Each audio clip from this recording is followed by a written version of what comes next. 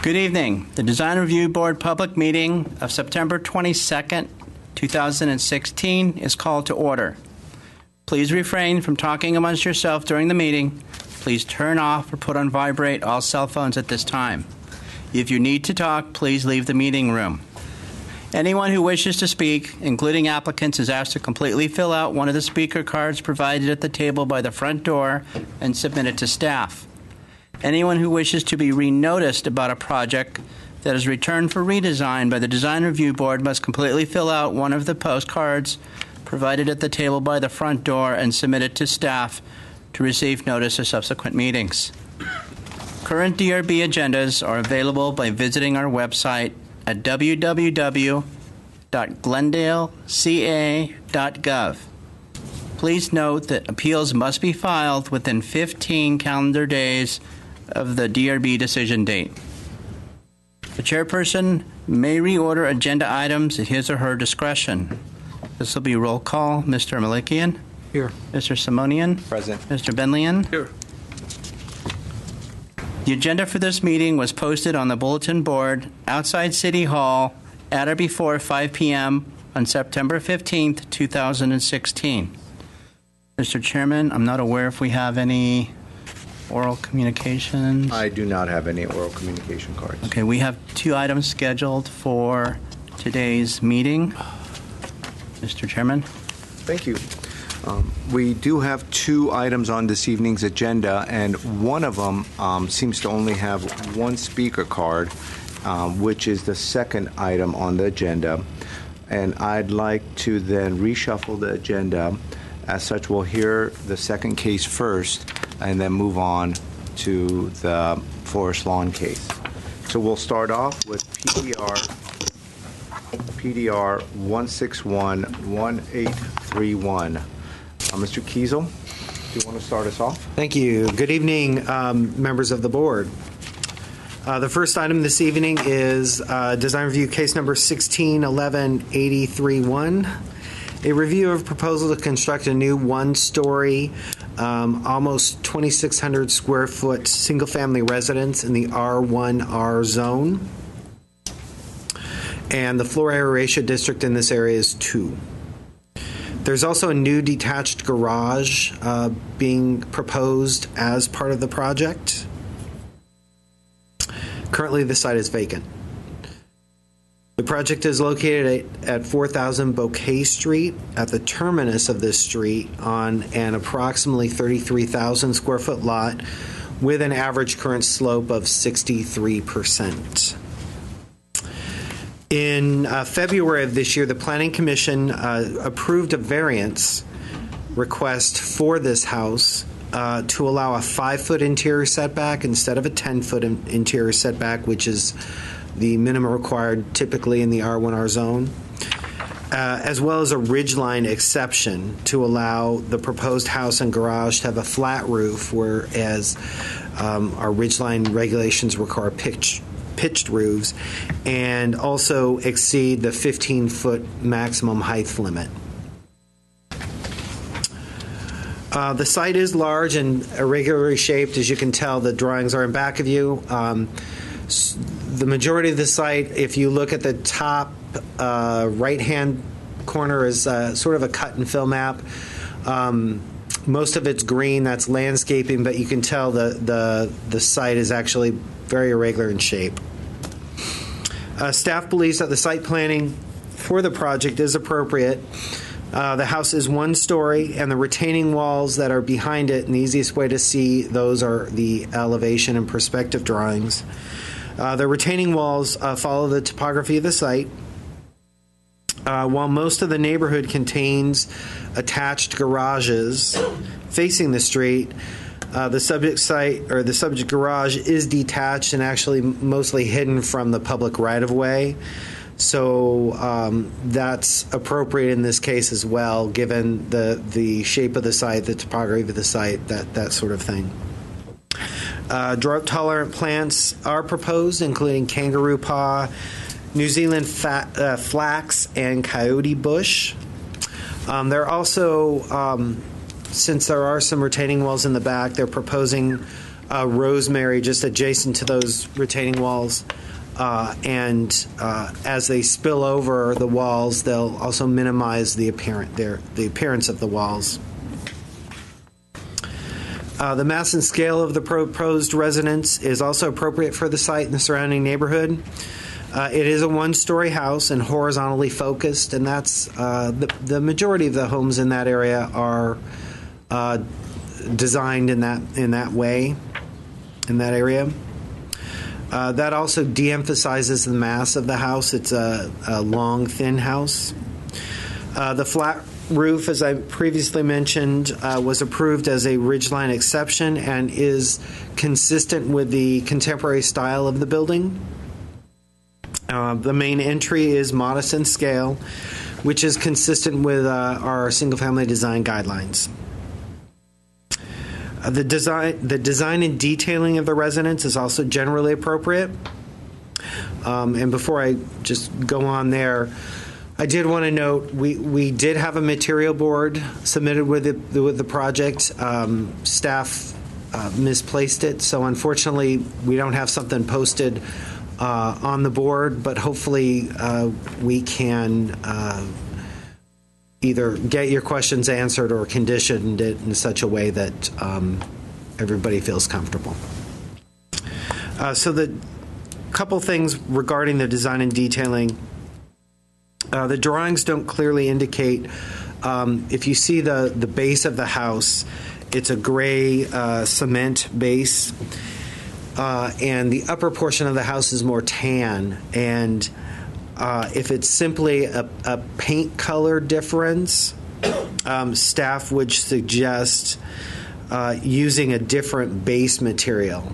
It's just not clear on the drawings whether it's just a color change or whether there's actually a material change as well. And then similarly, staff is recommending a heavy gauge metal along the parapet, and that material was unclear in the drawings. Staff's recommending approval of the project with 6 conditions, and let me read those.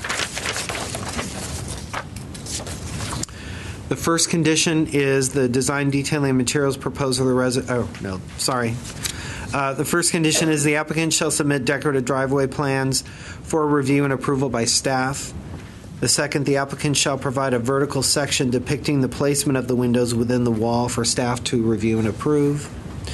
The third, if the proposed cladding at the base only provides a transition in color from the stucco above, a different base cladding material should be proposed that will provide greater textural difference and visual interest.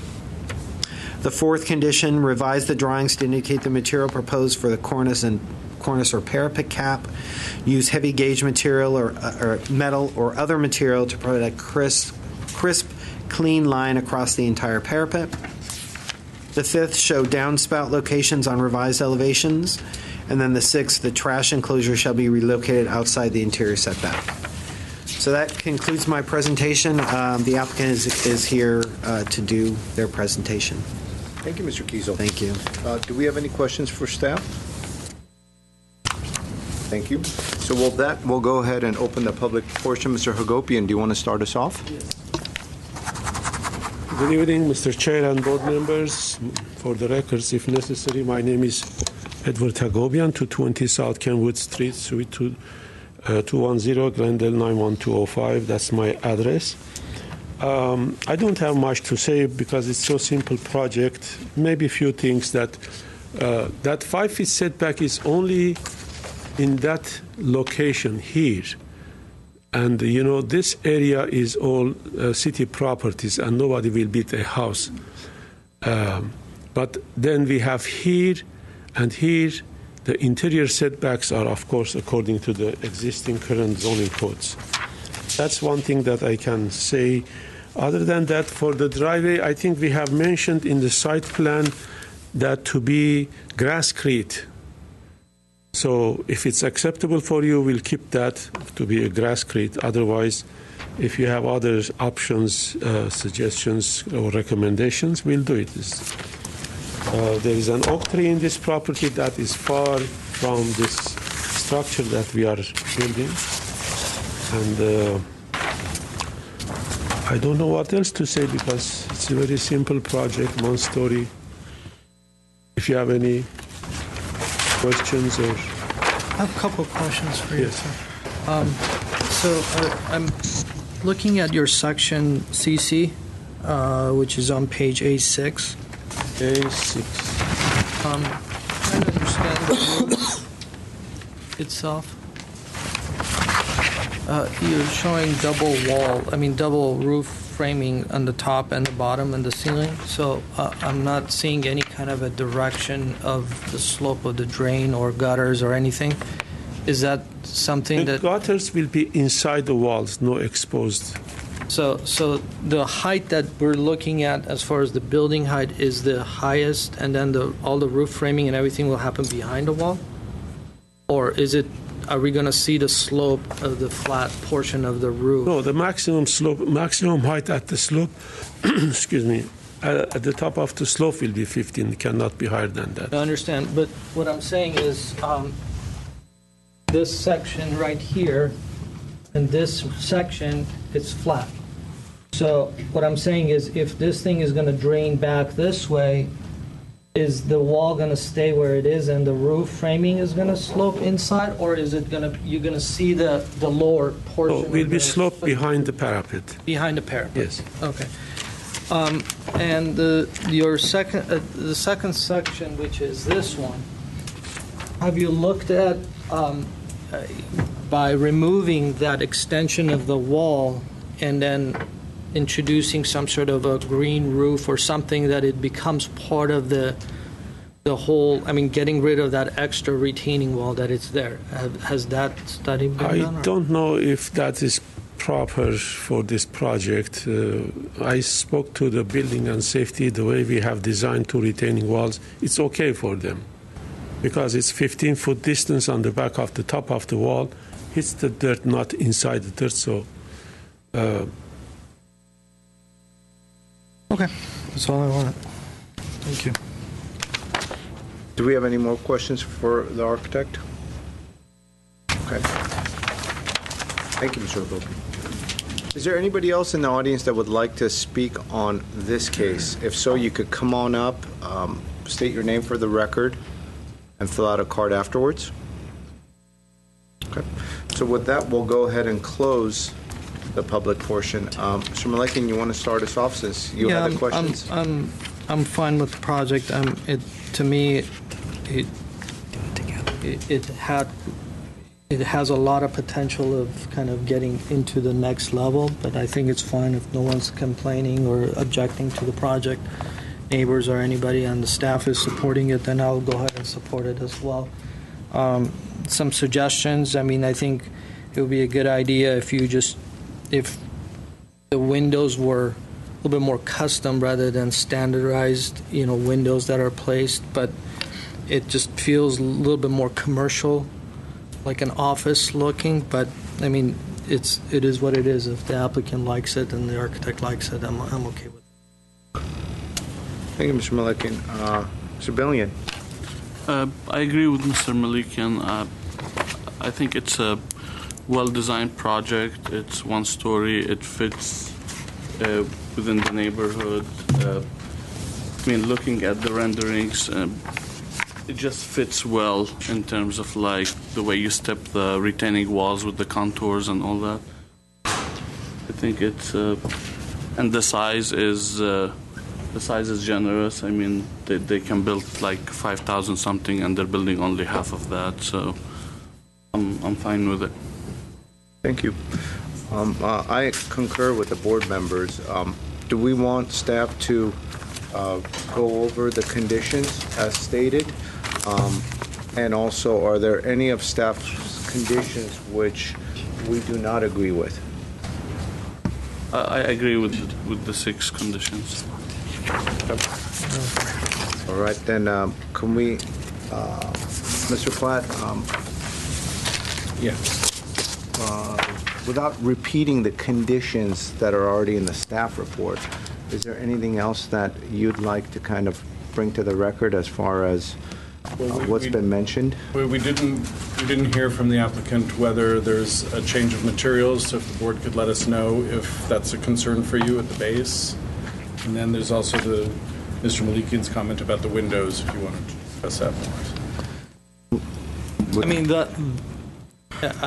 I just wanted to put that on record that, I wish there was a little bit more custom windows and custom rather than more of a commercialized, standardized windows. But overall, I think it's fine. If the board could give us direction about the base, whether you're content if it's just two smooth finished surfaces with different colors, or Probably better to go with what we usually do, which is different materials or some sort of certain differentiation, at least, as opposed to just color. Keep the staff condition for that. Right. And as far as the windows, staff's already requesting a section and details, so that's maybe something you guys could look into, because there is no material board as far as maybe getting them more out of that, I will get office look, I guess. I will get a copy of the material board again from the applicant.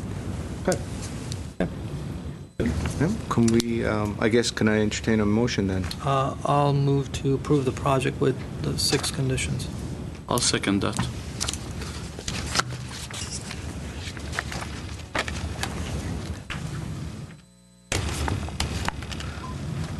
Okay, a motion was made to approve the project with the 6 staff conditions. This will be a roll call. Mr. Malikian? Yes. Mr. Benlian? Yes. And Mr. Simonian? Yes. Great. Motion carries 3-0. Thank you.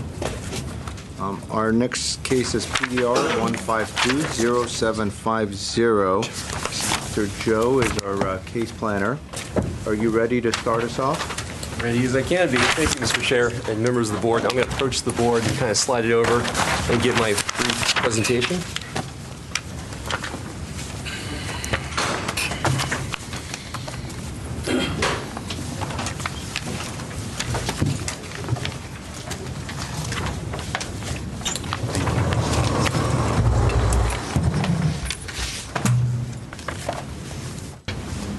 The case before you is, once again, the forest lawn at 1712 South Glendale Avenue.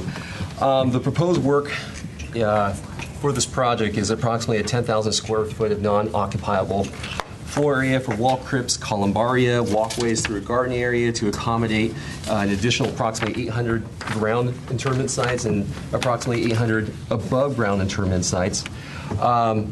As part of the project also, there's a new retaining wall on the site plan, as is depicted over here. It's at its maximum height as shown on the elevations and the section drawings. They're going to be 18 feet 7 inches, and then they're going to be a length of approximately 230 feet in length. There will be also a 21,000 square foot area of landscape buffer in this area. It's adjacent to the residential neighborhoods, which there are single families to the west and also to the north, and there's also multifamily to the north as well. And to the east is ungraded or open area of the cemetery, and of course to the south, it's other areas of the cemetery. The applicant proposes to remove 9 coast live oaks and replace them at a 2-to-1 ratio with 24-inch box species.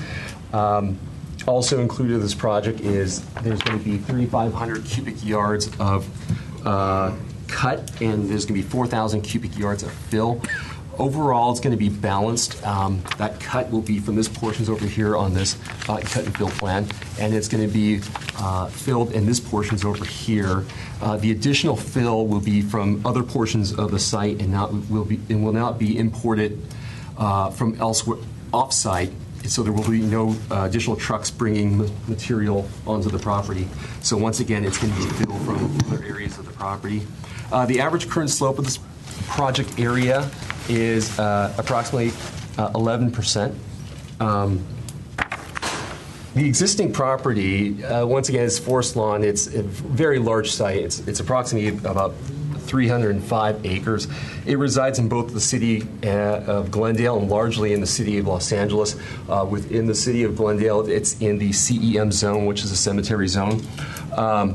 On the property, there's mausoleums, wall crypts, columbariums, gardens, lawns, churches, mortuaries, office, reception halls, museum, and maintenance areas.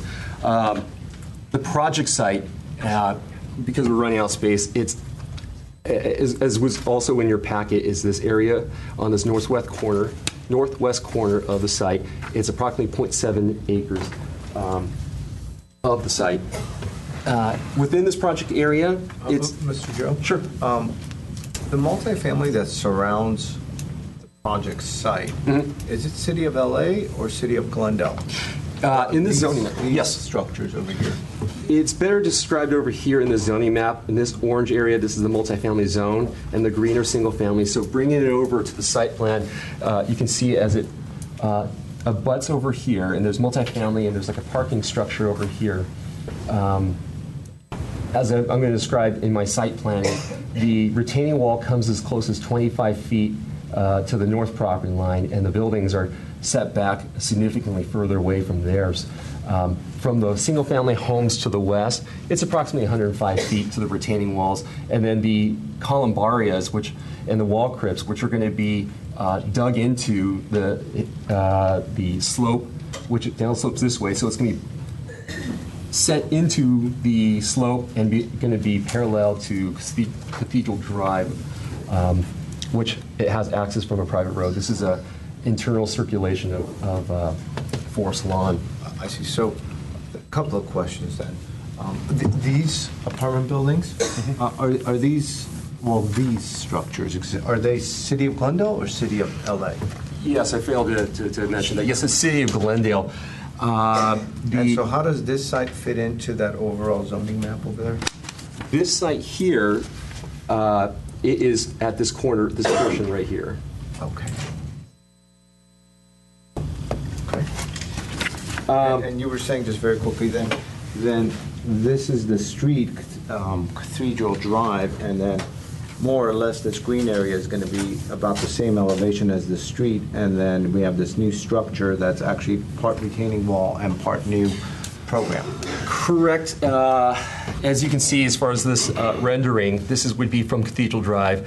So you would have some retaining walls, and you would have this is the non-occupiable floor area for the wall crypts. And where is that perspective taken?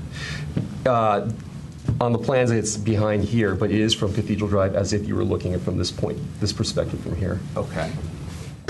So that perspective would never be seen from anyone living in the city. It's only when you're on the forest lawn property. Correct. Cathedral Drive is an interior circulation private road, so it would be from the inside. And the other rendering, where is that taken from? This is the sarcophagus. It's going to be this area right here. So this rendering is if someone was standing. Either one of these two. I think there's a sarcophagus here or here. It could be either one of these. Let's see which one it says. But we can ask clarification from the applicant. But you're on that flat lawn area. Correct. This is where the in-ground interment is. So this area is going to be where the fill takes place. Retaining wall, fill, this will be the flat area for the garden area that you can walk through with the cement walkway paths. So what grade do we end up at after the fill?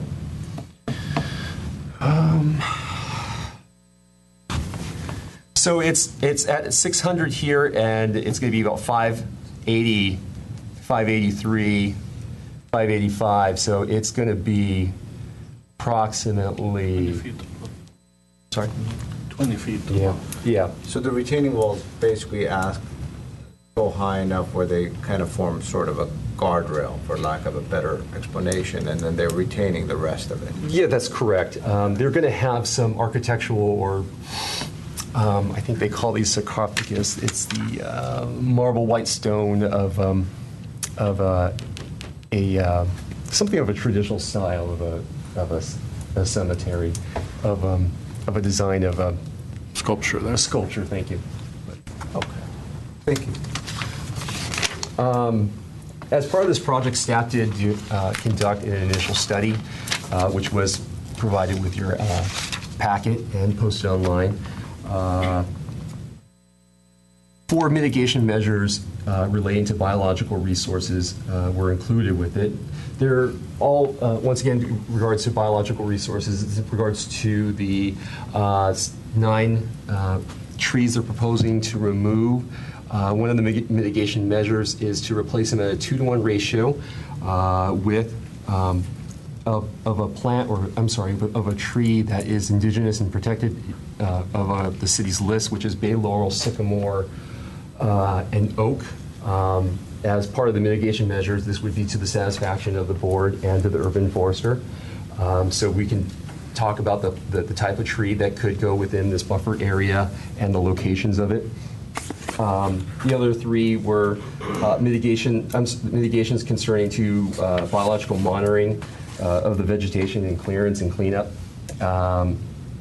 Also comply with the planting and maintenance procedures outlined by the biological report.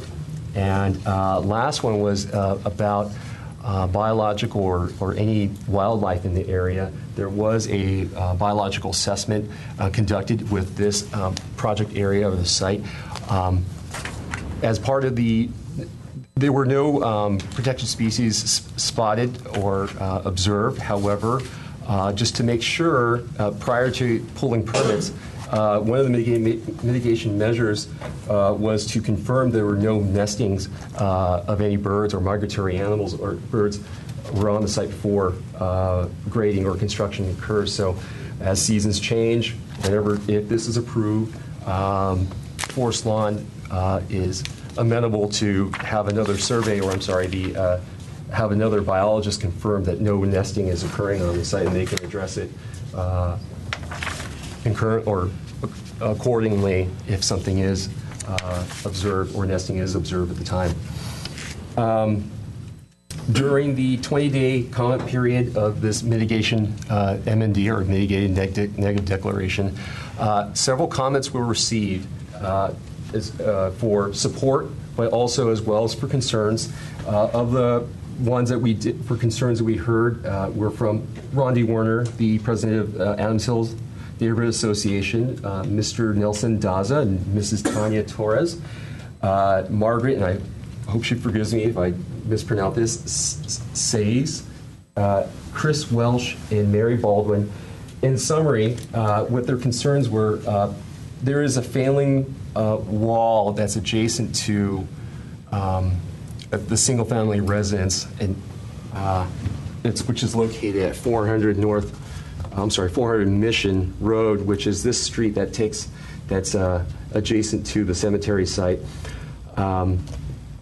It's not directly, it's not part of the project in the project area, nor are the slopes that are impacting this wall going to be changed as part of this project. Now, there is a neighborhood services violation regarding this wall that's not part of this project for it being of its poor condition. So the city is aware of it. A notice was sent to Forest Lawn in regards to this wall. So there is, and I know I've been contacted by the engineer to work on and getting this done, but that was one of the main concerns from the letters I received.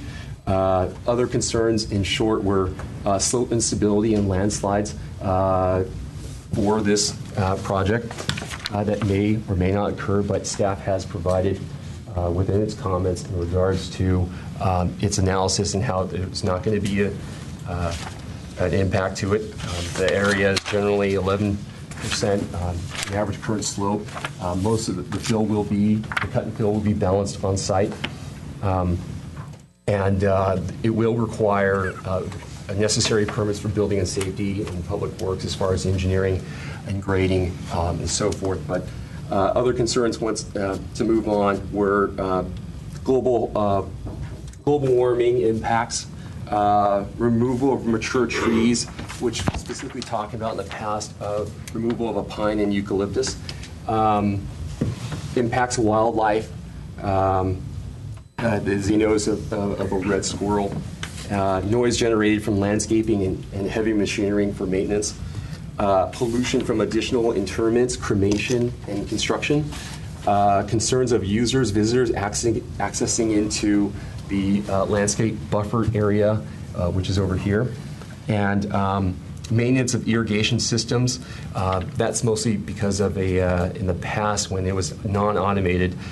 From what I understand that in the past there was an incident where the irrigation system wasn't automated and it ran and it caused a mudslide which ran into one of the residences. So I think they had a concern in regards to that forest lawn should be maintaining and their sprinkler systems, and that should be something that they need to take notice of.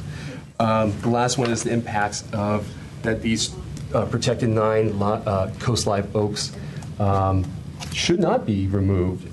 They are significant to the site. And what size are there? What do they range from? I see a 27 and a 31 and a 31. Okay, so these are the sizes? These are the existing to remain. Now, the ones to remove, I can get that for you. Well, it says here, I mean, I'm assuming it's within this area. So what are the sizes of the ones being removed, more or less? There's one that is 20 and 30-inch oak tree. Okay. Where is that diagram, Mr. Malikian? The cover page. See, it's within, I'm assuming it's going to get impacted. I mean, it's within the Great area. Graded area. graded area, right. Here's the indigenous tree report that was included with the packet. Actually, I have it here, too.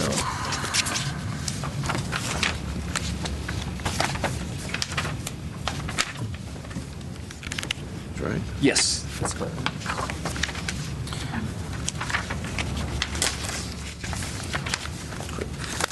So what I think we'll do is, I know I have some questions. I do insofar as well. Sure.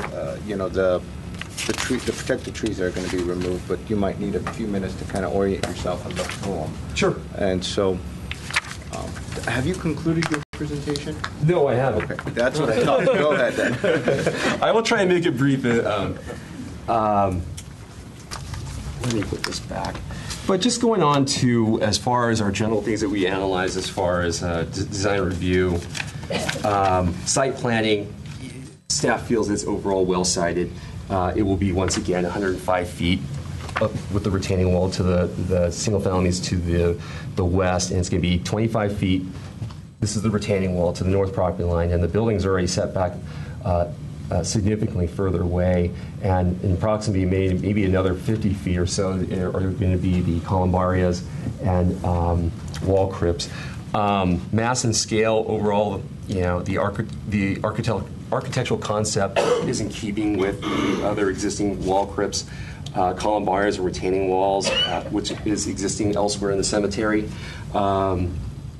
Once again, the wall crypts over here are going to be set into the hillside and will be run parallel with Cathedral Drive, so that will help minimize the visual impact.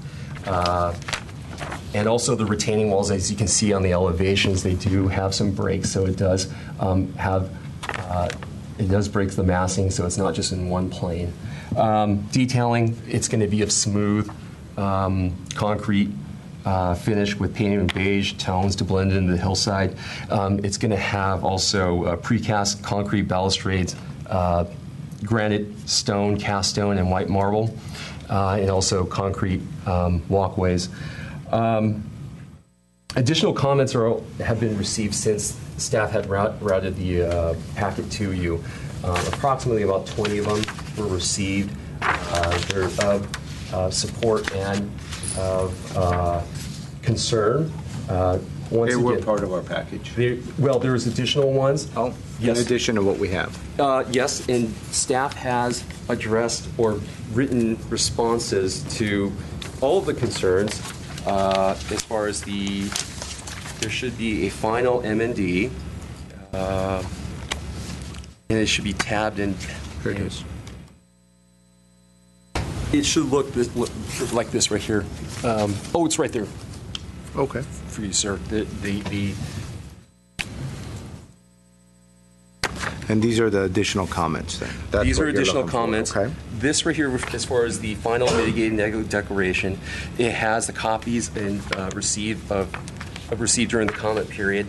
and B, which are tabbed over here, is staff's response to the concerns. It's mostly repeating and kind of calling out what's already provided in M&D with some clarifications in there.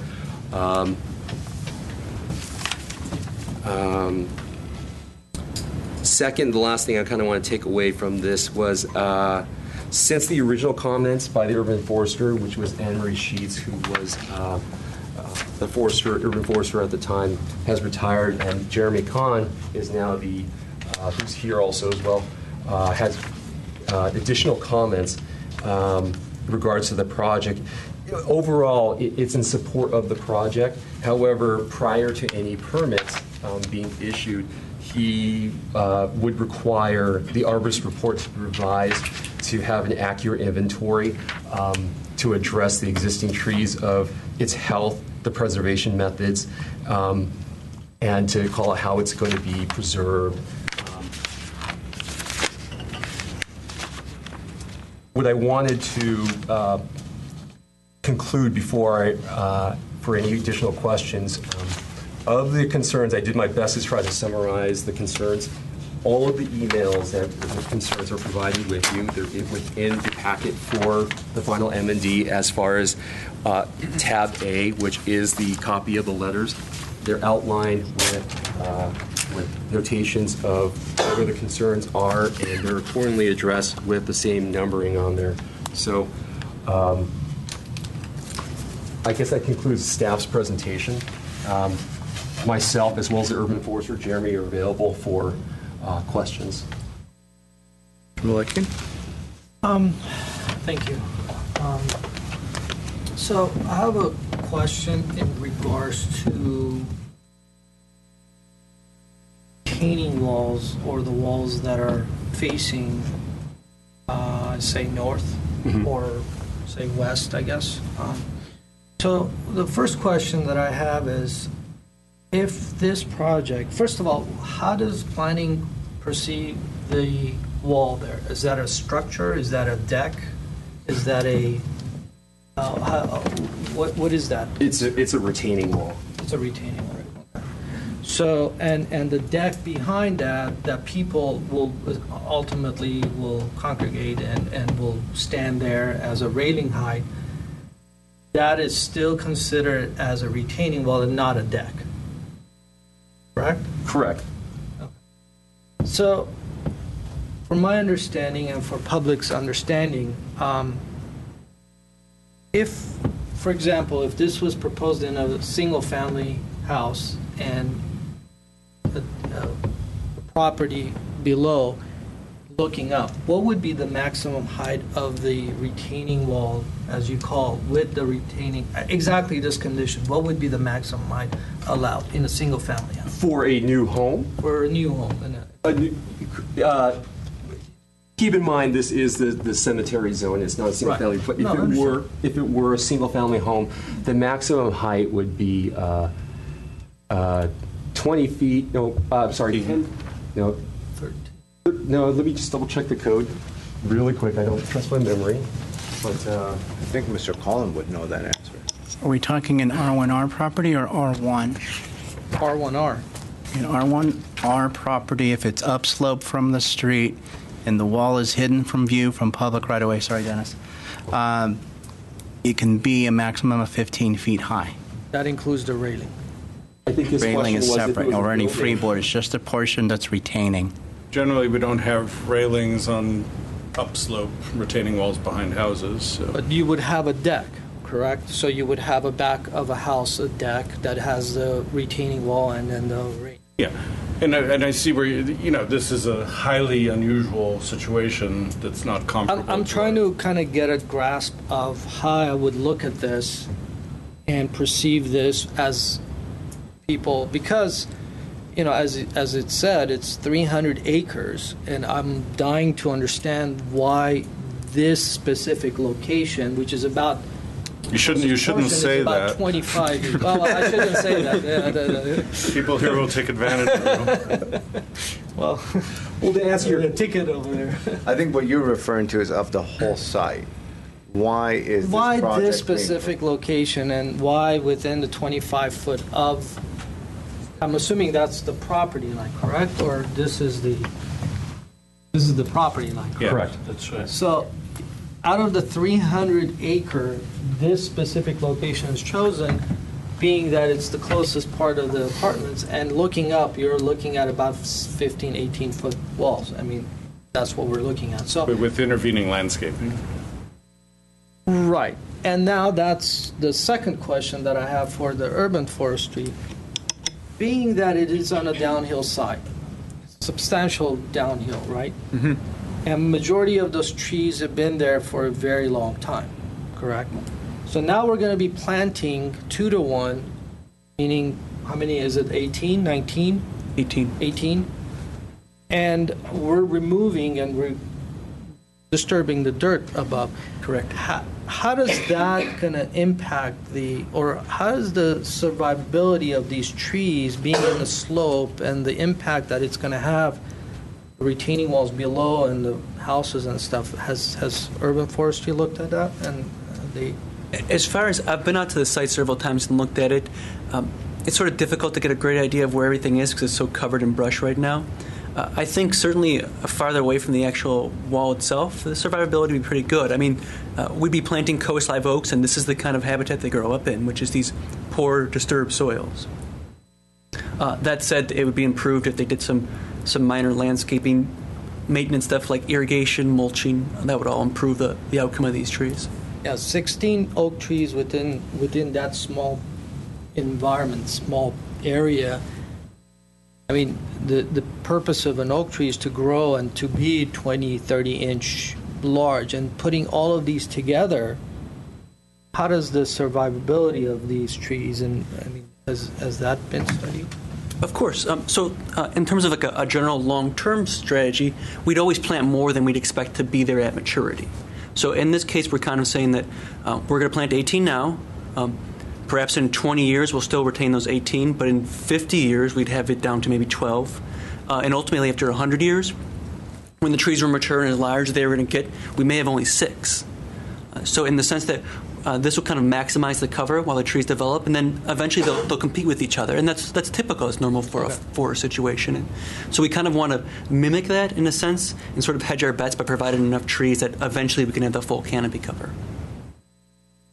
Thank you.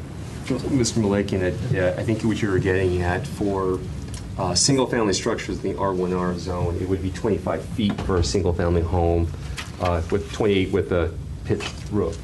Right. No, I'm just talking about assuming that the retaining retaining wall, the deck, and other amenities that they include, that it's facing the downhill side generally. And what I would expect, I mean, this is the first that in 14 years, this is the first one that I'm looking at. To also help thinking about this as a deck, staff is able to approve a deck that's up to 8 feet high to the top of the railing from where it comes out of the ground. Any other deck has to come to the board, but we don't have in the code, and Dennis, correct me if I'm wrong, I don't think we have a maximum height for a deck as opposed to a retaining wall. So that's why this is kind of a funny hybrid. So a 20-foot tall deck or retaining wall that is supporting a deck with the...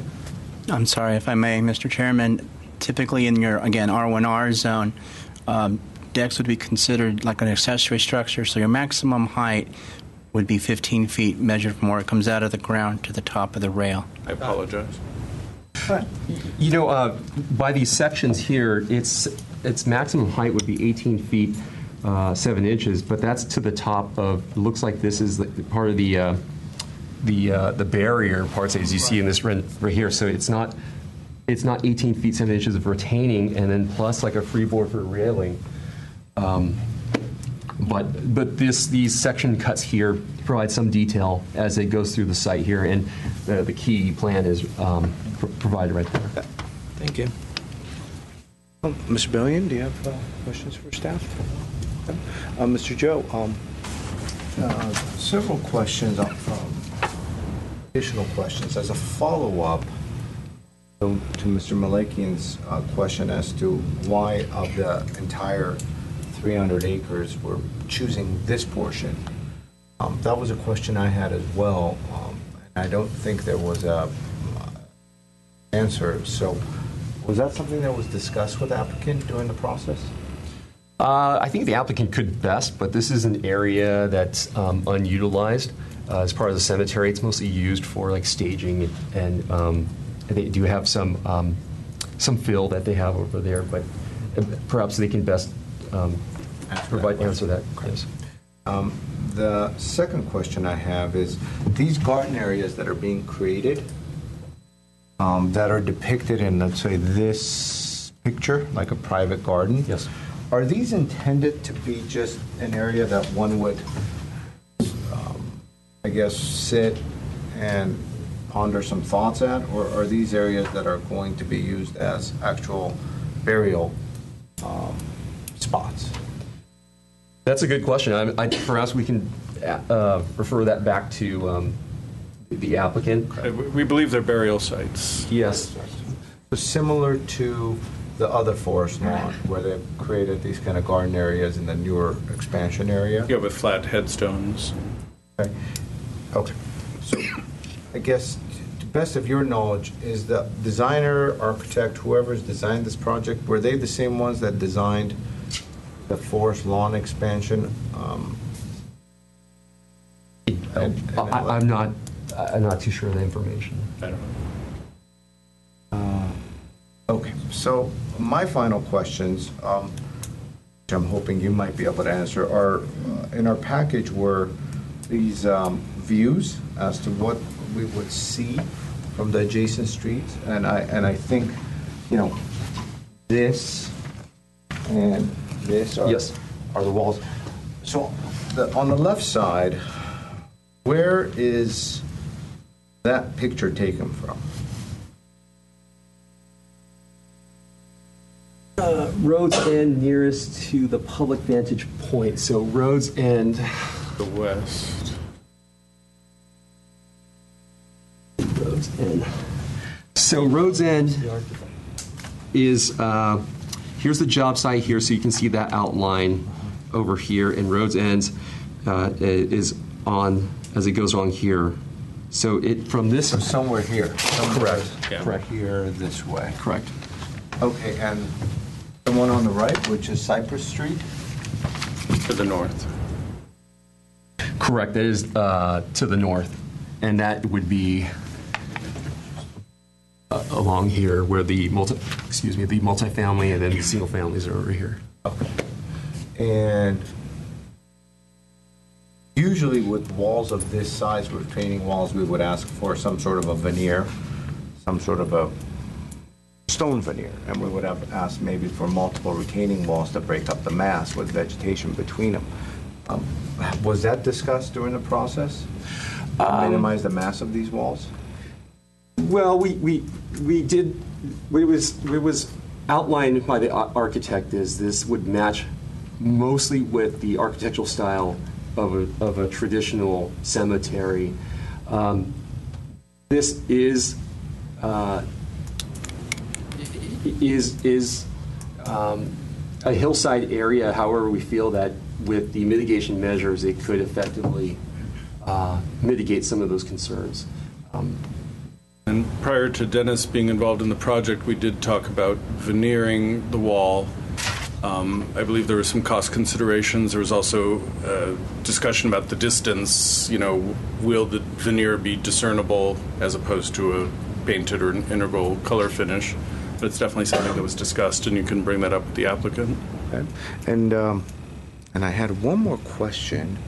Oh, the development standards as they pertain to the CME zone, I guess. CEM, yes. CM. What are they as they pertain to heights? When you look at the development standard matrix, a lot of it is NA. It kind of leaves it kind of freely for the CM zone. Usually in these instances we would take it to the board because of the massing of this, but a lot of it is, especially with the interior setback and the heights, it's not applicable. So it's kind of let's look at it from a mass and scale point. We can take it to the board. I know when that's been done in other instances, like the Chevy Chase Country Club expansion, you know, that was a PPD because at the time there there were no development standards for that open space. And so how do you judge, your heights, your setbacks, everything else that goes along with it if there's no standards? You have to go with something. And so I think that's what Mr. Malakian was referring to, but it'd be something interesting for us to think about. Any more questions for staff? No. Okay, thank you. Okay. The speaker cards are somewhere here under all this paperwork. We do have a lot of speakers this evening, and so what we're going to do is we're going to limit not yet. So we're going to limit the public's comments to 2 minutes. The applicant holistically, so I realize that there's probably several of you and the applicant, you will have 10 minutes as a presentation, and then everybody from the audience that has presented a card will have 2 minutes, and then afterwards, the applicant collectively will have 5 minutes as a rebuttal to address comments that were raised. As far as the speakers are concerned, I'm going to call the 2 names, and so it'll be the person that's going to come up and speak and then the person that's next, and that way you kind of get ready as you hear your name, knowing you're coming up, and that way we're being efficient. I am going to be somewhat stern with the time. Staff turns on the time, and when you hear the beep, time's over, and the intent is to wrap it up. Most importantly, of course, is in order to be concise and with your time, it's best not to repeat the same thing that's already been repeated. So if you already feel as though what you're about to say has already been repeated, then all you have to say is I'm in favor or I'm against, but also you could say something different. So that's also the best way to get your point across. So with that, as far as the applicant is concerned, at the moment I have Brian Emerson of Forest Lawn. That's the only speaker card I have. Okay. Okay. So, of you two, who would like to start off? And whoever it is, come on up, introduce yourself, knowing that you have 10 minutes holistically, and then you guys could trade off at any point in time. Okay. And we were going to split our time actually, and kind of tag team a little bit. And we also have some boards that we were trying to place so that everyone could see them. And your name again, Miss? Siobhan Cooney. And I'm trying to find your card. There it is. Okay, wonderful. And when you're ready, we'll go ahead and start the time. Good evening, Honorable Design Review Board members. I'm Siobhan Cooney of Latham & Watkins, representing Forest Lawn Memorial Park Association. I'm here with Brian Emerson, Forest Lawn's chief architect, along with other members of the Forest Lawn team. As you may not know, this is a new experience for Forest Lawn. Forest Lawn has been a part of the Glendale community for 110 years, and this is the first time coming before this board. We know this is a different kind of project than you normally review, so if at any time you have any questions about Forest Lawn or what they do, please don't hesitate to ask us. Forest Lawn Memorial Park Glendale opened in 1906, and the Memorial Park has played an indispensable role in the local community ever since then. Forest Lawn helps families of all faiths find meaningful ways to say goodbye and celebrate one of life's most important moments. The Memorial Park fulfills a significant need and provides public benefits to the community. Families want to bury their loved ones nearby. Forest Lawn is nonprofit and non-denominational, serving people of all faiths and backgrounds. The Memorial Park is a place for the living and a vital part in the day-to-day life of the community. Families come to visit and remember loved ones, often in connection with deeply held religious beliefs and or cultural practices. The Memorial Park also hosts free community educational programs, patriotic celebrations, religious events, and art exhibits. Now let's talk a little bit about the site itself. The Memorial Park, as you've heard, is 305 acres, located partially within the city of Glendale and largely within the city of LA. Here's a larger version of the aerial photo that Mr. Joe was using. The portion of the Memorial Park, as you heard from city staff, that's within the city of Glendale is zoned cemetery with a corresponding land use designation of cemetery. And the proposed project before you today is a very small infill development, that red outline there, as you've heard. This is one of the remaining areas that's undeveloped within the Memorial Park. As I mentioned, it's been in operation for 110 years and is largely built out. I know you had some questions about that. The project involves less than an acre. And in order to provide some additional context, we have a bird's eye view here of the proposed site. This is looking north from within the Memorial Park. You see the existing developed cemetery, Cathedral Drive that was discussed. This is the site here. This is the multifamily residential building that was discussed, and then looking into Glendale. We have another bird's eye view looking south. This is from the multifamily residential building looking towards the project site, which is here. You can see the natural landscape buffer area, which we'll talk a bit about, which is outside of the project site. It's an additional 0.8 acre that would be retained as natural landscape where the replacement trees would be planted along with some additional vegetation. I should note that since these are bird's eye views, they're taken from above, actually by a drone. So this isn't what someone would actually see, but we thought it helped provide some context regarding the site. We have one other bird's eye view I'll show you quickly.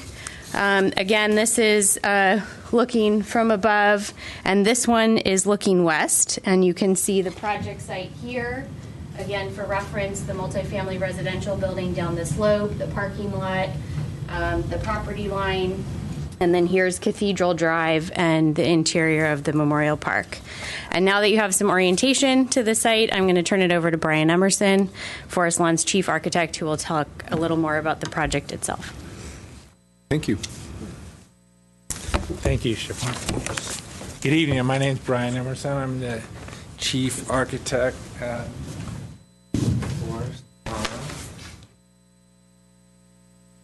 And I'm happy to show you our Sunset Groves Garden project.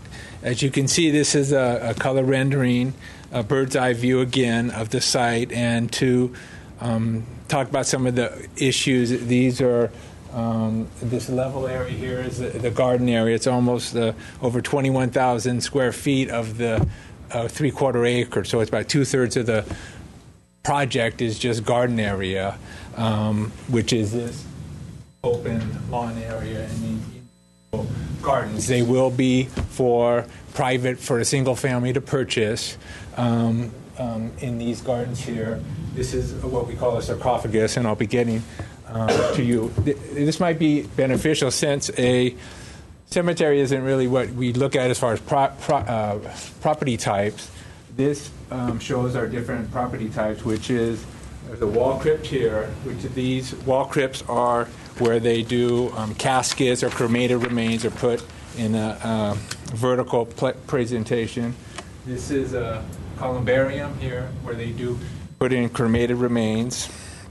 The other properties that we have, fountains and statuaries, are all consistent with the Memorial Park and the finishes in terms of the granite stone, cast stone. You can see we have balustrades to break up the wall planes.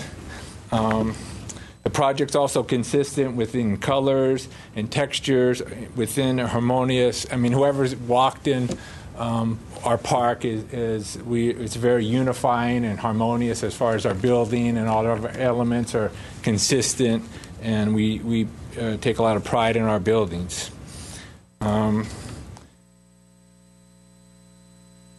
The project will include several statues. The statues, we take pride in our statues. They're part of our museum collection, which is open to the public. These two particular statues here will be on top of each one of these sarcophagi here and here at the central point of the retaining walls.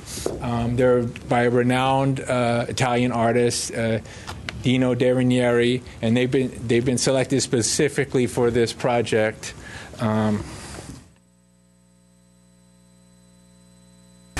This is a proposed landscaping plan, which is basically similar to what we submitted before. We rotated it from what you're looking at behind you, so it would have the same orientation as the rendering here, but it shows a full grow out of the oak trees that we talked about.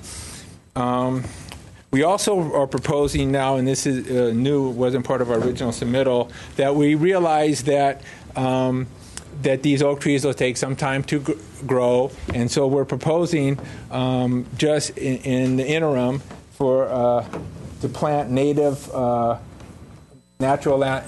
California landscape. And this board talks about we met with our biologist and landscape architect, and we picked native, the California buckwheat, the bittlebrush, sage that is natural on all slopes. As far as Glendale, you see them driving up the 2 freeway quite often, and kind of like Mr. Khan talked about, the same relationship will happen with the oak trees as this native landscaping. As the oak trees grow in 3 to 5 to 10 to 20 years, this understory will initially grow, and then it will subside as the trees take over. So it's kind of a symbiotic relationship that naturally occurs as far as the landscaping. These renderings, this is from Road's End. It's on the street just overlooking the house, so you're probably 200 feet or so, and shows here. And we actually, since we've submitted the project a year ago,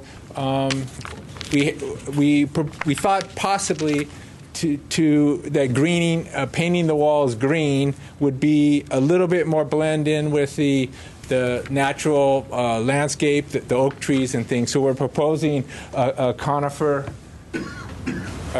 green color for these outside perimeter walls. And in addition, at each centralized and each wall plane, we're going to have a growing vine that will grow up. This is a color of the green paint that we're going to be doing on the exterior walls. And then this is a color of the green granite, which is the wall crypts behind that. And then this is a shot from... That was a time limit, Mr. Emerson, so if you would just conclude. Okay, this is just a shot from Los Feliz down, and you can see this is our site here, and it just shows how the site really blends in with the entire hill, and it's below our existing museum. Oh, good. And I'm sure we have some questions, so if you would just stay put for a second, Yes, so you're not going back and forth. Yeah. Mr. Malakian. Yeah, I have a couple questions. Thank you for the very thorough presentation. So my understanding now that you explained, this is basically the only part of the 300-acre land that it's undeveloped, correct? And that's why it's being proposed here. Yes. The park is largely built out, so this Built is out. one of the remaining undeveloped sites. areas. Okay. Especially So, in the Glendale area. the question that I have for you, and how did you determine the grade elevation of this flat plateau, or the grade that you've created? What was the determination? I mean, you're putting stairs coming around the side, coming down to the level, and then the other side, I'm assuming it's a grade, accessible path, or accessible, connection between the road and the deck itself. So being that this is being graded, and we already have steps and we already created that, why at that elevation? Why not lower? And why not, different heights that will reduce? I mean, I love the perspectives that you've given. Was there a specific reason? I mean, if we lower sections of it, is that going to be a problem? Is it what is the philosophy behind what you've created? Well, the site actually fits into the project fits into the site like a glove. Behind these retaining walls is actually a rock face that comes down off the street. So it was kind of a natural architectural solution to put the wall crypts there. And as far as, we established a 600 elevation for the garden area, 600 feet, which is basically at grade. So you walk in pretty much at grade where the fountain is. You have a nice entry fountain, which is that perspective up behind Mr. Simonian. And that established, and we basically have a 2% slope down here, and then the staircase actually just, you can see the site slopes up. So as we walked, this is a continuous grade. It's around 184, I think, and we pretty much just followed that around the corner. We chamfered this corner to be tied in with the existing grade. So we really tried to be a small footprint on this site. And as a site, what goes up here, we just wrapped up the stair and we joined up the street, which is about 10 feet higher than our entry point, so, or 18 feet higher, because the street's sloping up here at 8%. So it was kind of a natural, just fit in. We tried to be not do as much to the site as we could.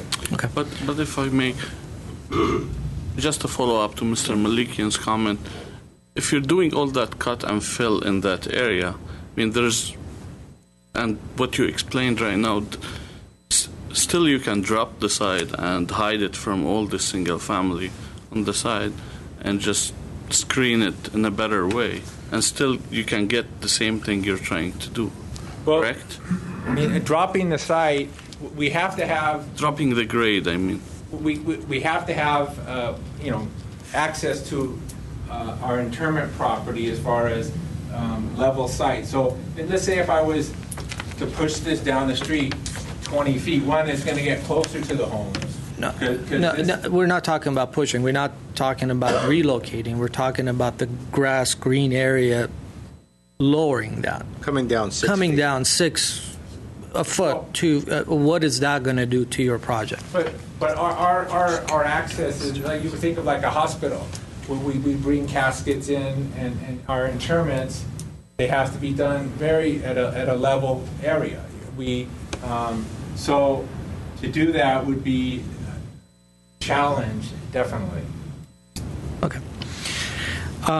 The second question, with all these oak trees that are being placed around this, and there's existing retaining walls, has anybody studied the impact of these trees and the grading that is going to occur, and all the impact that we have within the close proximity of the residential homes around, beyond the property line, being that there's some concrete retaining wall along here?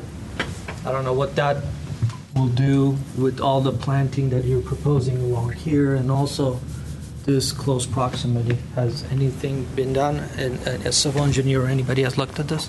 Yeah, I mean, we've had our civil engineer look at it. The hill is stable. The 24-inch box trees, we have best management practice about how to put them on the hillside. We're going to temporarily irrigate them for 3 years, and then we're going to watch them for another year to 18 months, and see how they do. And ideally, then they'll be on their own, and we can taper back the irrigation. We'll use a drip irrigation system to minimize the water impact on the hill and to just give the plants what they need to grow. Mr. Emerson, I asked that question earlier, and so I'll just repeat it. Yeah. Were you also involved with the expansion of the new expansion of the Hollywood Yes. Forest Lawn? And the expansion that I'm referring to is kind of, I believe it's behind the Red Church in a way, where you kind of go up the hill, and then there's these plateaus that are created, and similar gardens are created. Garden of Heritage. Correct. And I happened to be there a couple of months ago, and I noticed that the gardens were done very well. They were designed very well. They nestled into the hillsides well. However, all the walls, all the retaining walls were of course covered in stone veneer. It was, forget the exact stone, of course, I wasn't paying attention to the material. It was a It's funeral. our ashlar stone pattern. Yeah, and so in a way they absolutely blended in. And so you're aware of that. You've created that in other properties. However, here you're creating walls that are much bigger but you're not covering them and giving them some sort of, finish, especially from the hillside areas on the other side. And so what's the thought process of that? Well, with the creeping vines, we feel that they'll actually do better on a smooth. Our typical wall crypts, the gardens we typically do in National World, but our wall crypt products these are typically poured-in-place walls. The building codes require them to be non-combustible materials. And so since we had this typology of building, we thought to continue that across these gardens so that it's more harmonious with all as an entire development. But one would never see, in other words, a visitor that's in the garden area and they see the crypt, they would never see the outside material finish of the retaining walls. Whereas in also someone from the community that's looking up onto the retaining walls, they would see the retaining walls and they would not really see the crypt behind it because of this distance. Yeah. And so I'm questioning that judgment as to, the appropriate use of material between the two should match, in that they're never going to be seen at the same time. Well, I mean, that's the decision we made at the time, and we felt that the creeping vines are going to cover the walls and basically green them out. We picked the conifer green color, again, to blend in with the hillside. The aster pattern, the aster zone you're talking about is more of a whitish color, and so we thought that it would stand out more with the sun, and so we thought that a darker, greener shade would be better suited. Well, there's different shades of veneer that actually blend with surrounding landscape as well, as you well know. Okay. Yep. Do we have any more questions for the applicant? Okay. Well, thank you. Thanks. Thank you. And our first speaker is John Reitner, followed by Tanya Tomei or Torre. Please excuse the mispronunciations. I'm having a hard time reading. Very well done. Good evening. Gentlemen, thank you very much for allowing me to address you as a private citizen today. It's interesting. Your name for the record. I'm sorry? Your name for the record. John Reitner. Yes, thank you. Interesting driving over here today. I came from downtown L.A. As you leave the freeway and you look up on that hillside and see the oasis of green grass and trees, it really is remarkable. And I've got an experience, as many of us have, with Forest Lawn, in that my dad was laid to rest there in March, and we've spent a lot of time over there since. And it's remarkable to me how these folks, who I think are extremely caring in our experience and quite competent, have created these smaller zones in the area. And to be in the garden where he is in one of the upper terraces where there are rather large retaining walls before and beyond where he is laid to rest. When you get up there, the use of the grass and the vines or whatnot he was just describing, I've actually experienced. And you feel that you've got a place where it's quiet, you feel rather comfortable. And I heard someone say it's a place for the living, and I would attest that that's true. And so I just would rather experience, or rather communicate my experience and support for the project. And I thank you for allowing me to weigh in. Thank you. Thank you. Tanya Ture, followed by Nelsori Daza. Good evening. Hi, good evening. My name is Tanya Torres, and I'm a resident of Mission Road, 373 Mission Road. So I'm a neighbor of the Forest Lawn, and I have been living there for almost 20 years. And I'm against the project, of course, because that's going to affect us. You know, you need to live there to be able to experience what it is to live across the street from Forest Lawn. Noisy, they're very noisy. They're cutting trees all the time. So I'm concerned about the trees that they're going to cut. The ratio you said is 1 to 2. Actually, the appropriate ratio for ecologically should be 1 to 10. And I know you said that too many trees, they're going to be replaced by too many trees. But they take a long time to mature. And in the meantime, when we do a development, sometimes or most of the time they don't think about nature and how that impacts global warming, and we have less water right now, and less trees means less water. And if they're going to cut those trees and they're going to replace them with 18 trees, they're going to take a long time to be able to produce the same oxygen that they're producing now. And then also the area that they're going to develop, all the coyotes live there. So what are you planning to do to deal with that? Where are those coyotes going to go? And all the species that live in that area are going to go. So what is the ecological impact that is going to cause to all the living animals there? We're humans. We're supposed to protect trees. We're supposed to protect all the species. They're Thank you. replacing them by 36. It's 2-1. 18. 18. Is 9? They're removing 9? It's going to be a 2-to-1 ratio, so they're removing 9, so a 18. total of 18. 2-1. Okay. Thank you. Thank you. Nelson Daza, followed by Armand Gregorian. Armand Gregorian.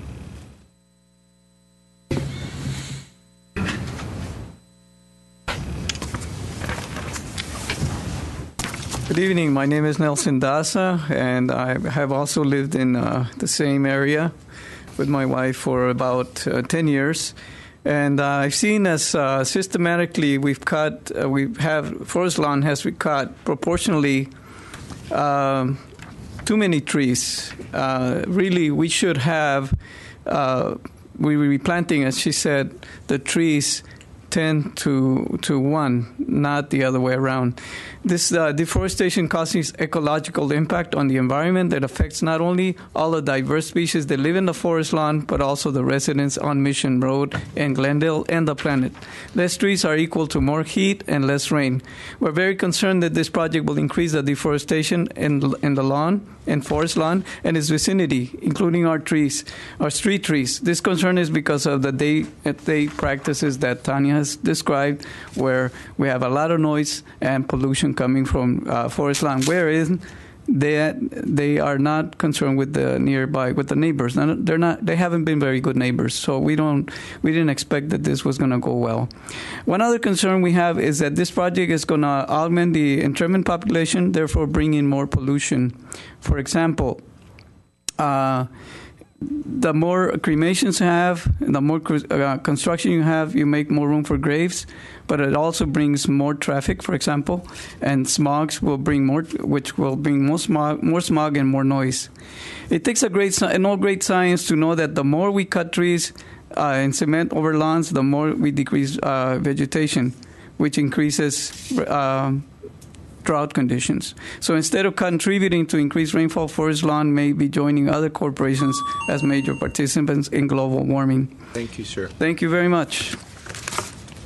Our next speaker is Armand Gregorian, followed by Garen Mahonyan. Good evening. Good evening. My name is Armand Gregorian, and I work at 3680 San Fernando Road, a neighbor of Forest Lawn. We have been their neighbors since 1996, and unfortunately or fortunately, we haven't experienced any negative influence from them. We have been very happy with the neighborhood that we have there, and they have been a very good community member, and because of the help that we received from them during these 20 years regarding grants or any other activities and events, we have been able to enlarge our programs of our nonprofit organization for youths. So we added our programs there, and we really support this project. Thank you. Thank you. Karen Mohoyan, and next is Henry Wong. Good evening. Good evening.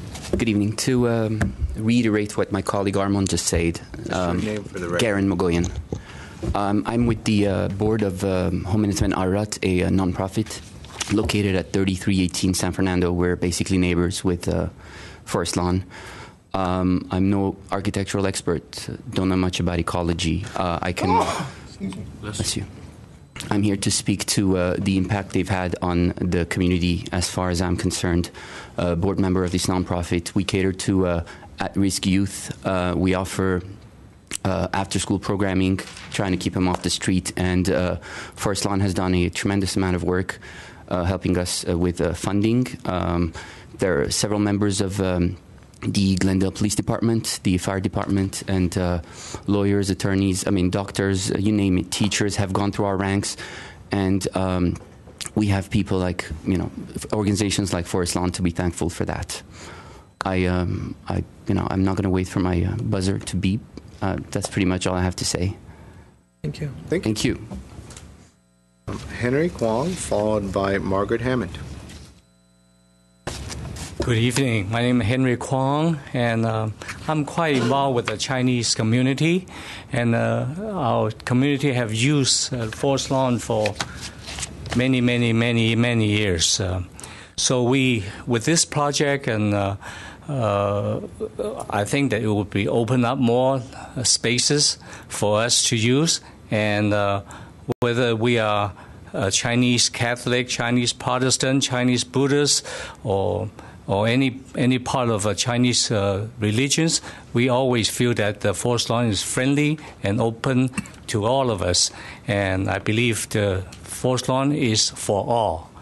And then on top of that, I just want to mention that as far as the worry about global warming, people are going to die. We don't bury here, we're going to bury somewhere. So thank you very much. Thank you. Margaret Hammond, followed by Alyssa Glickman. Okay, my name is Margaret Hammond. I have been a 60-year neighbor of Forest Lawn. I've always thought it was a really beautiful place. It was the most popular tourist attraction before Disneyland, and is still, one of the main attractions. It's a very beautiful place, and they're always really great and treat us wonderful when we go, when I've gone on social and so forth. But as a neighbor, I have to tell you, we have concerns. There have been times in the past, and happening right now, where their walls around the area have not been maintained.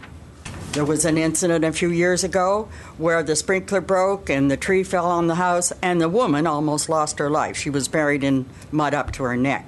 And right now there is a home that's in danger that if we got El Nino, the walls are so badly deteriorating, you can crawl between the cracks in the walls on Mission Road. Now that whole wall needs to be replaced, and I think it needs to have more supervision on whether those walls, they do not have rebar in them. They are just there like a cement wall with nothing really maintaining them, which needs to be done in hillside areas. So I really feel that needs to be looked at, and I think the city of Glendale has gone in and looked at it, and there has been an engineer of note who has gone in and looked at it and said it's unbelievable that it could have been allowed to get to that stage. Because those homes with a big rain, there was a time in the 70s, I think, or 60s, 70s, when I was living there, when the hillside did come down, the mud, and the coffins were in the street below. So those walls need to be maintained, they need to be looked at. And I think as far as the trees, I don't think they should be cut at all because they're protected, and there's no reason, unless there's some real reason why they have to cut them. But that's my opinion, yeah. Forest Lawn is a beautiful place. I don't care. My family, when they come from Canada, that's the one place they have to go and visit. I'm not saying we're not appreciative. And I remember that was a time limit, and we had a time limit, and you've gone probably over. Oh, I'm sorry. I didn't see my light go on. Okay, thank you. But, thank you very much. We do love it, but there are restrictions. Comments were noted. Alyssa Glickman, followed by Judy Kendall. Good evening. Good evening. Hi, my name is Elisa Glickman. I'm the Executive Director of Glendale Arts, the management company of the Alex Theater, and I am also a resident of Glendale, and I am here to speak in support of the Sunset Grove project, particularly Forest Lawn. Forest Lawn is just the type of responsible community partner that we always look to assist us. For the last 100 years, Forest Lawn has been an integral part of of the community, not only as a business operator, but as a tremendous supporter to a wide range of community organizations. Whenever I sit in meetings with any Forest Lawn staff, the first thing they always ask is, what can we do? And I know that in talking to them about this project specifically, the first thing that they said was they need to value the history of our community and of this property. They always come to the table with a commitment to this community, and I don't think that this project is any exception. It fits well within the zoning that is appropriate for the community. They have committed, as an environmentalist myself, they have committed to replacing as much as possible or enhancing the landscape and the architecture of the area, and that further demonstrates their ongoing commitment not only to the aesthetics of the community, but the surrounding areas and that the development falls into.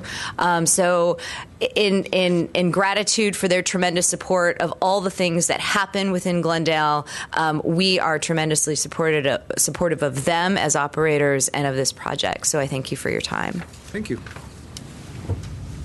Judy Kendall, followed by Lisa Raggio.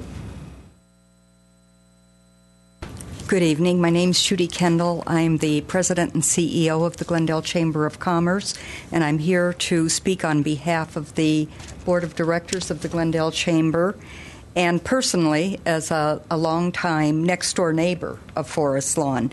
The Glendale Chamber of Commerce Board of Directors at its meeting of September 20th voted unanimously to support the project. Forest Lawn is our longest-standing member since 1921.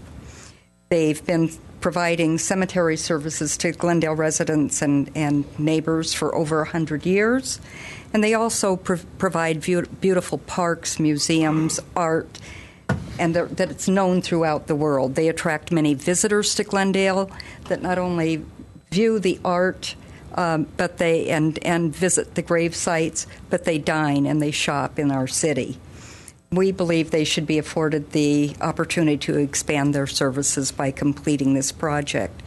Personally, my family has been a neighbor of Forest Lawn since 1947. 3 generations of our family have lived there over the years. They have been the best neighbor one could wish for. They've been very responsive when anything needed correction. They've assisted neighbors even with street repairs that aren't on their property, with weed abatement on the hillsides. We're on a very steep slope. We've had no difficulty with unstable walls, with sliding coffins in the rain. None of that has happened. It is because of Forest Lawn, the area is a very peaceful, clean, and safe neighborhood. We're proud to have them as a neighbor. They completed a similar project. That was the time limit, unfortunately. Okay. Thank you. We're in support of this project. Thank you. Lisa Raggio, followed by Dawn Snyder.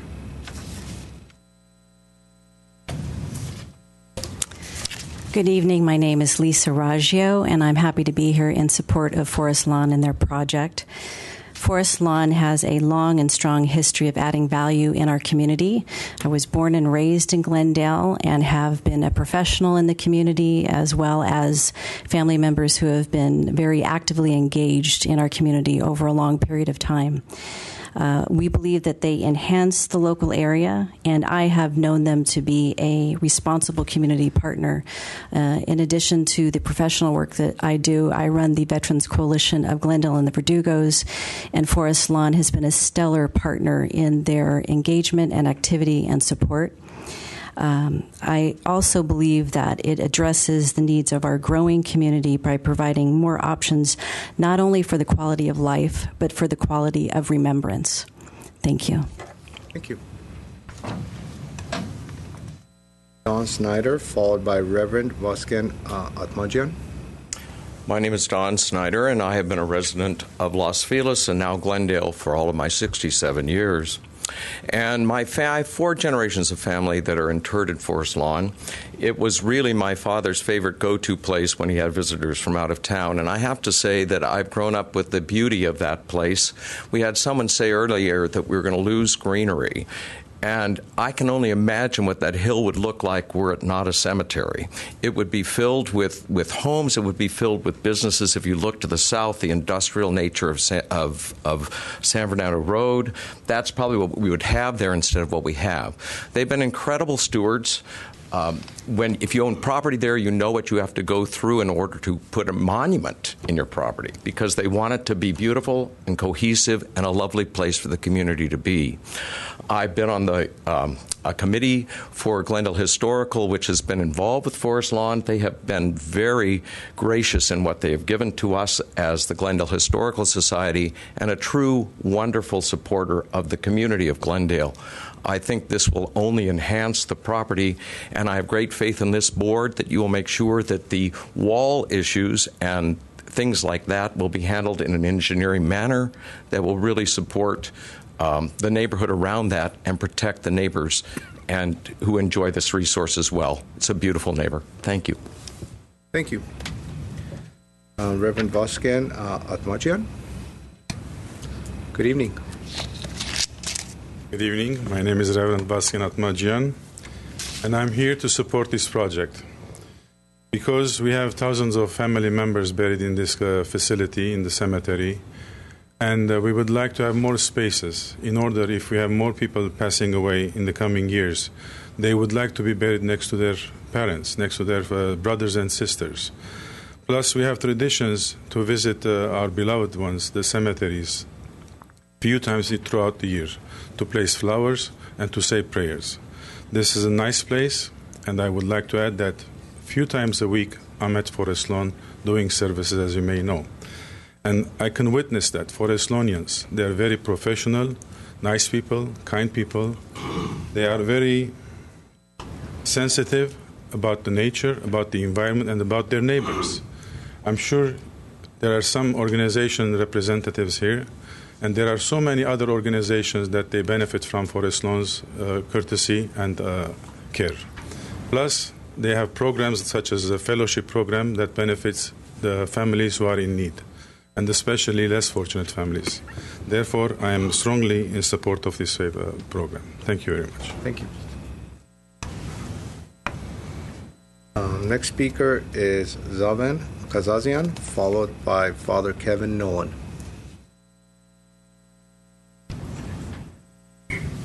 Mr. Chairman, board members, staff, I'm Zaven Kazazian. I'm a 40-year resident of the city of Glendale.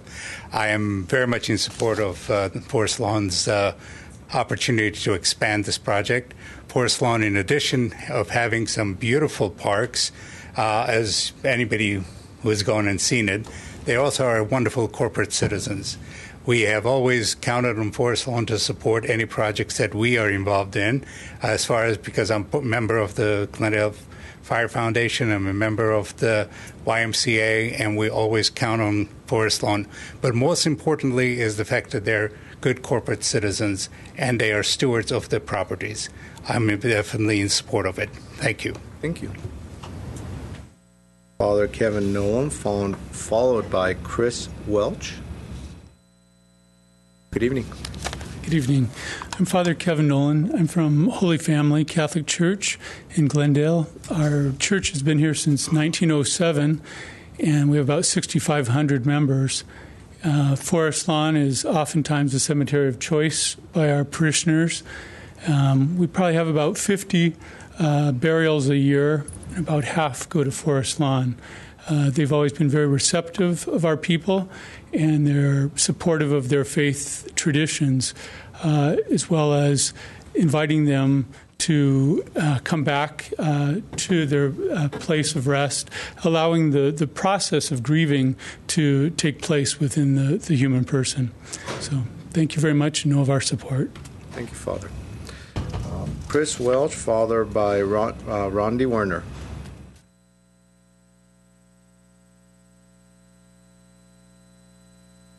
Good evening.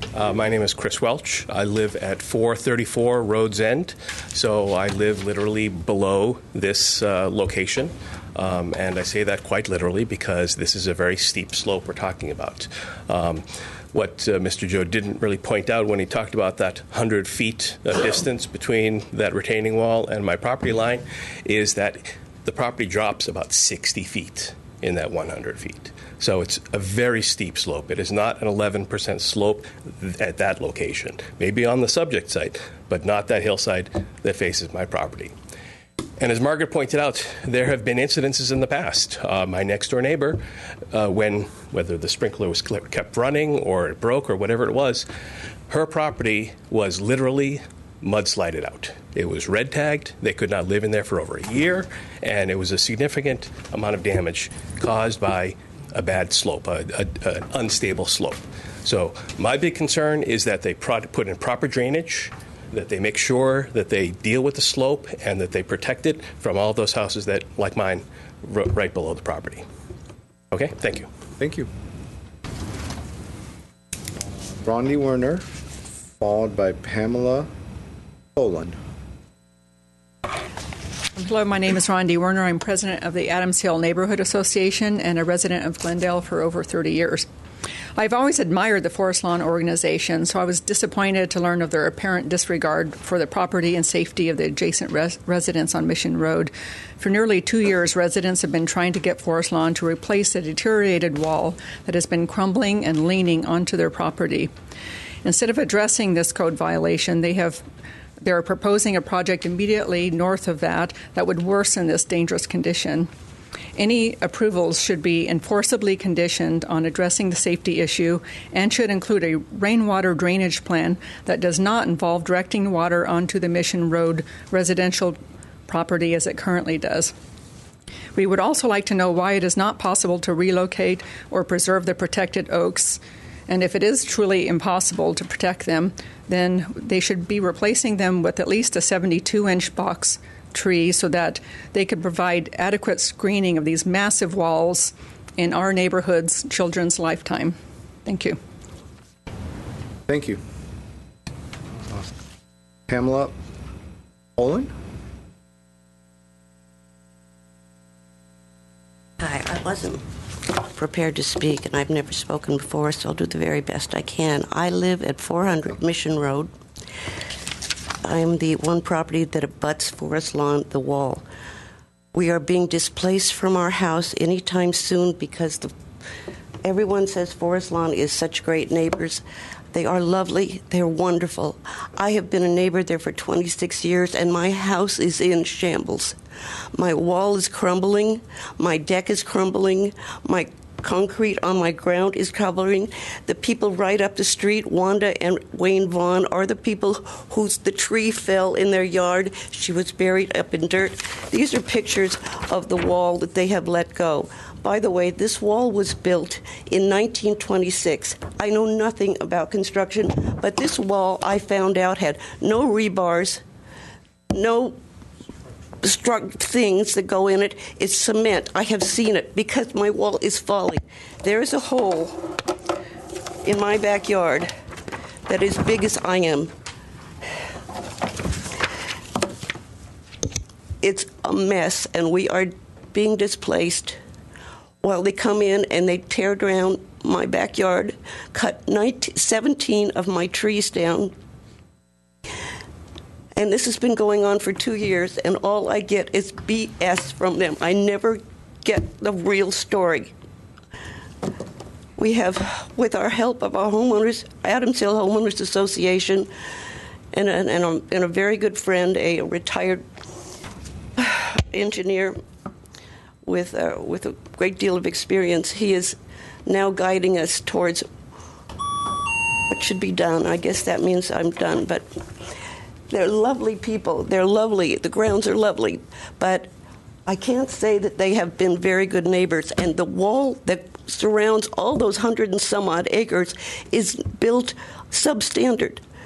You can see 2 inches of cement, a picket fence, and 2 inches of cement. And it has been that way since 1926. Shouldn't there be some kind of update? Ms. Poland, may I ask a question? Yes. Thank you for taking the time to come over here. And if you've never spoken before in public, I could imagine that this was not an easy endeavor. So thank you for taking the time to do that. And it's great that you did take the time to come down, because you seem to be the neighbor that everyone's referring to insofar as the wall crumbling. And so you mentioned that for the last 2 years, there's been some sort of an attempt by Forest Lawn to remediate and to fix the problem. Before I get too much into details on this matter, of course, I think you already realize is this is a totally separate matter, and what's being proposed is a project that has no relevance to it whatsoever.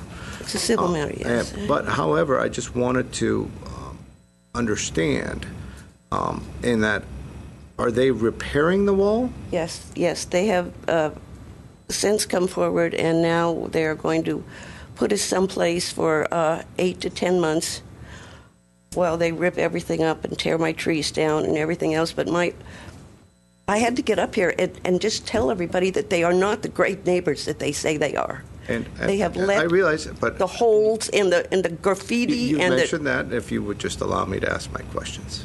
Certainly. So, so they're repairing it. So there's some sort of a work order being done. Yes, there is. Yes, there is. And is this repair continuing past your house onto your neighbors' properties? No, we are the only house on the right-hand side of a cul-de-sac, Mission Road. Yep. It is starting at the vacant lot, and it goes down, from what I understand, 150 feet. Okay. That is the only part of the wall they're replacing. Thank you so much for taking the time to come down. Pictures? Want the picture? What? Want the picture? Like you look at the pictures of the wall. Sure. And this is what they put a tarp down there to help El Nino, but this is my property, and Thank you. It's bad. Thank you. While the board is going through some of these pictures, is there anybody else in the audience that would like to speak on this case that hasn't already done so?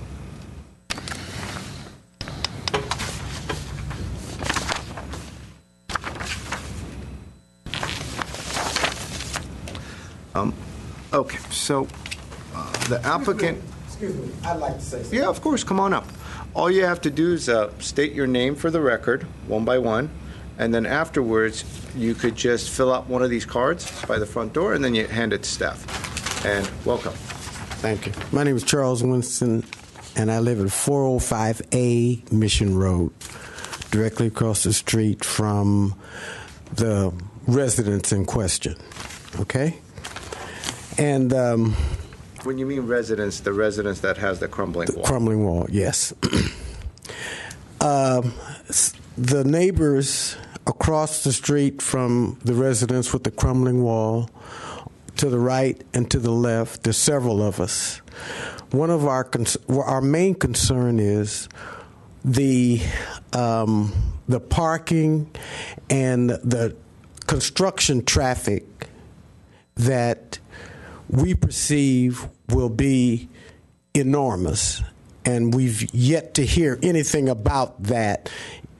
The almost 2 hours I've been sitting here, I haven't heard a thing about whether we will have it or will not have it, and we don't know, and we'd like to. And if there is, what will Forest Lawn be doing to assist us with this problem? Because based on what we're hearing, it sounds like it's going to be an enormous project, and Mission Road will be involved traffic-wise, along with the dust, the dirt, and whatever else will accompany a project like this. And we're going to be trying to pay attention to this to see if this gets addressed. Thank you. Thank you.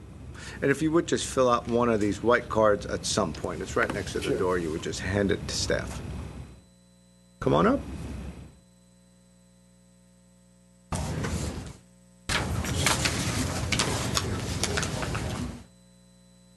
Thank you. I'm Catherine Swain. I live at 405 Mission Road. And many of the issues that the immediate neighbors on Mission Road have been addressed here. And I appreciate your taking them into consideration. One point that I haven't heard is too much about is the hillside that I should have addresses for you, but there are 4 adjacent lots, empty lots next to the Poulines. And that hillside is always falling. It does not belong to Forest Lawn. There's at the top of that hill is the crumbling retaining wall that belongs to Forest Lawn. This wall, more or less? That wall, it's around the corner. You're looking at it down the street, and then up on the north-south, it's the one where the street turns north-south, and is adjacent. And there are 4 adjacent lots for sale, and they're empty. And no one ever buys them because you can't build there. But that hillside is falling down into the street all the time. And so we are concerned about the impact of the overall construction and whatever surface digging, replacing of walls and all of that puts on that hillside. I've heard it said that the hillside is stable. And it sure doesn't feel like it's stable to me, where it's always waiting for it to fall on the cars. Thank you. Thank you. Is there anybody else in the audience that hasn't spoke that'd like to speak? Okay. So the applicants, as I indicated in the beginning, will have 5 minutes of rebuttal time, and there might be some questions afterwards. And so whoever from the applicant side would like to do that, please come on up and state your name. Hello, Siobhan Cooney of Latham & Watkins, representing Forest Lawn Memorial Park Association. I will be brief. I think you've already gotten at the heart of some of the issues, which is that the wall you've been hearing a lot about today is not part of the project. It's not on your agenda. It's a separate issue.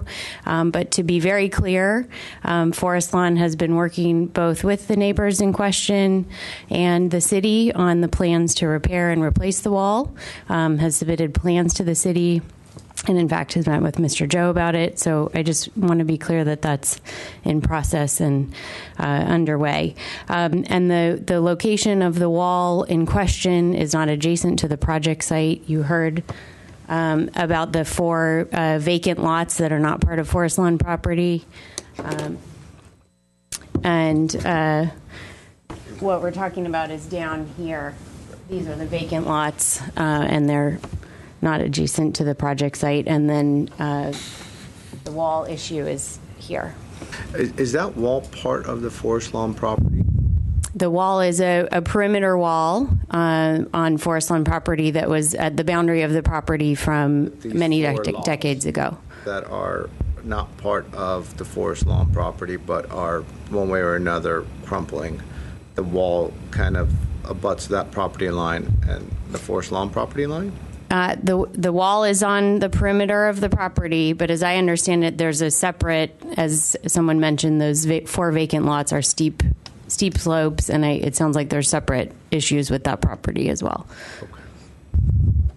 And I think one other thing I just wanted to make clear with regards to the Sunset Grove project, which is before you today, the construction will be on site.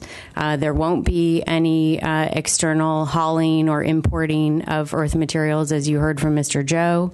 There won't be any staging or parking of construction trucks on Mission Road or any other adjacent nearby residential streets, and I don't even believe they would be using them. The construction will come in the main cemetery entrance and go to the project site. So to be clear, at the moment, your construction sequencing and your construction traffic, you don't plan on using Mission Road? No. Okay. And happy to answer any other questions you may have.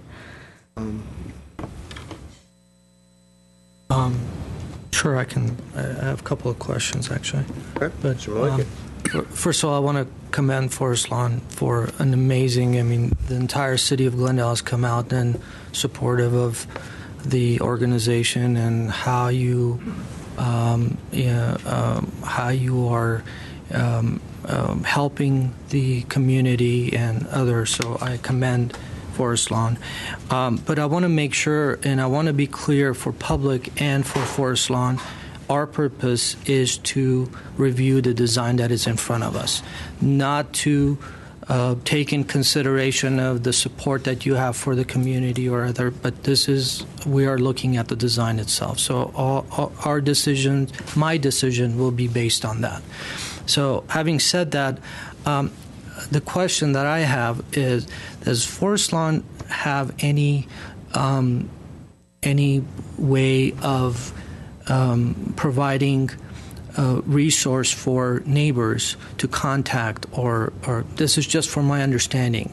It seems like you have a very close connection to any larger organizations that are abutting the property itself, but the single-family homes that are within the shadow of within the boundaries of the property, how would they reach to you, and how would they express their concerns? Is there a kind of a helpline, or is there a special?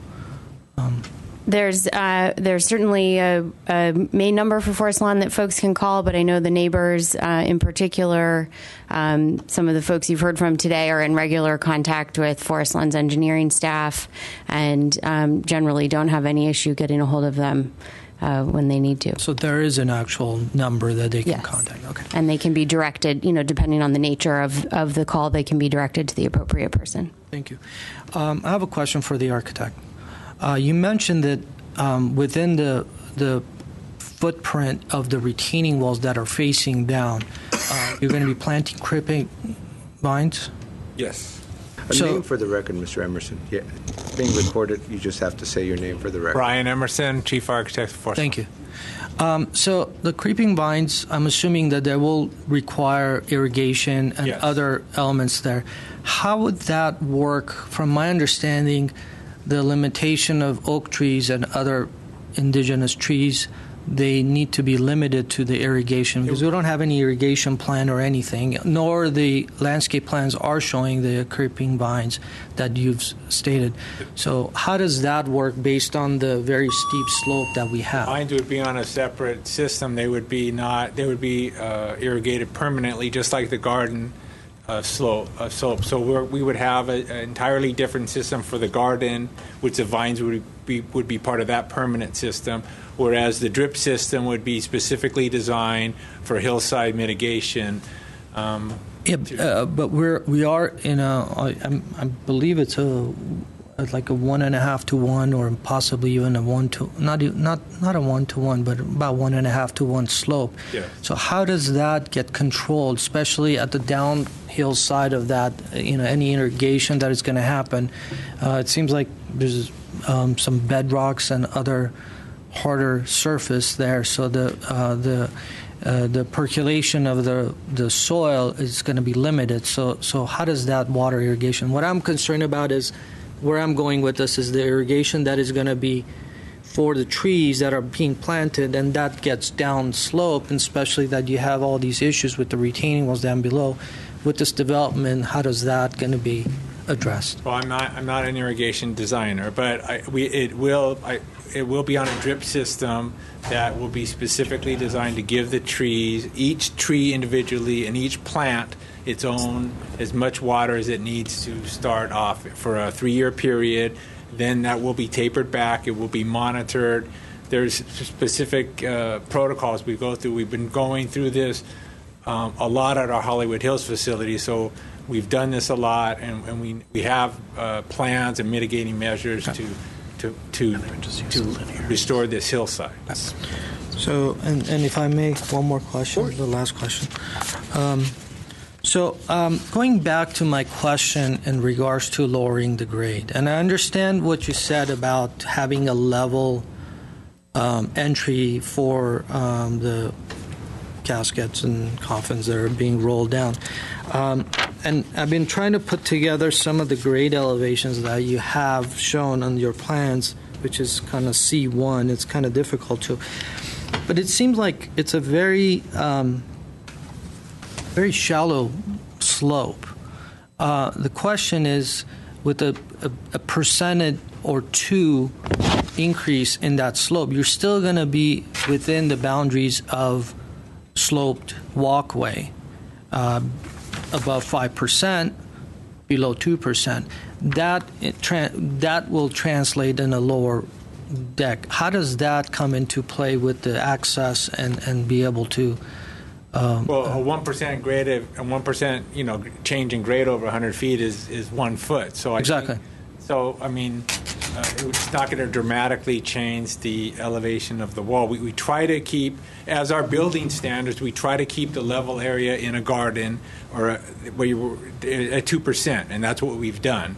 So this is what I'm, and this is what we're going to talk about, and this is where I'm going to go with this, and I will allow you to address this as I would address my colleagues here. My concern is that because this, within the 300 acre of this addition, it's probably the closest addition that you will have to any residential within the boundaries of we have. This is probably the closest, 25 feet away from your property line, whereas you have a lot more other, and I understand because it's fully occupied.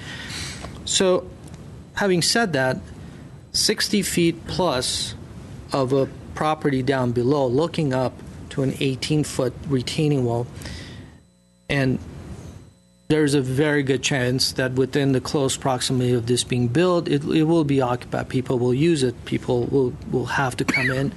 A gathering of crowd and other people that are standing there looking down, and all the noise and everything, and people are looking down into this area, whereas people down below looking up. So what I'm trying to say is that by the time you plant these trees and by the time it blocks and creates some sort of a buffer between the residents down below and people that are going to be occupying above or standing and the patrons or whatever, the trees will not be able to cover as your rendering is showing. So the lower you get with this deck, I think it would help the situation between the residents down below and the place that you're creating. Any thoughts on that? Well, as far as the people visiting our garden looking down upon the neighbors, I mean, the entire perimeter of that wall is lined with a 3-foot planter area you can see in those garden areas. In fact, many of the perimeter is those gardens which are owned by a family. So you won't have somebody standing right next to the wall looking down upon the neighbors. So their line of sight is going to be looking over their houses.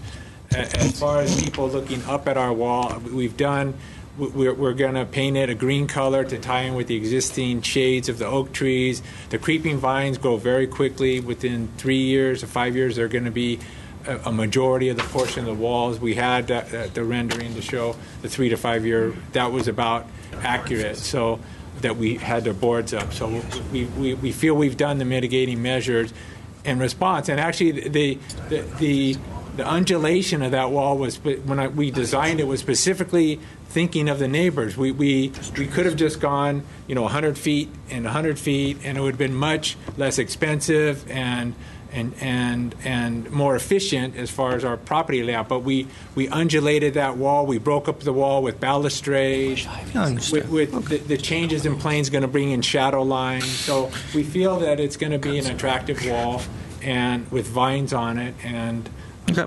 Thank you. But Mr. Emerson, you're not answering his question directly. You certainly answered 2 of the 3 questions, but the most important one you didn't address, which is, yes, a 1 foot difference in slope over 100 feet is 1 feet.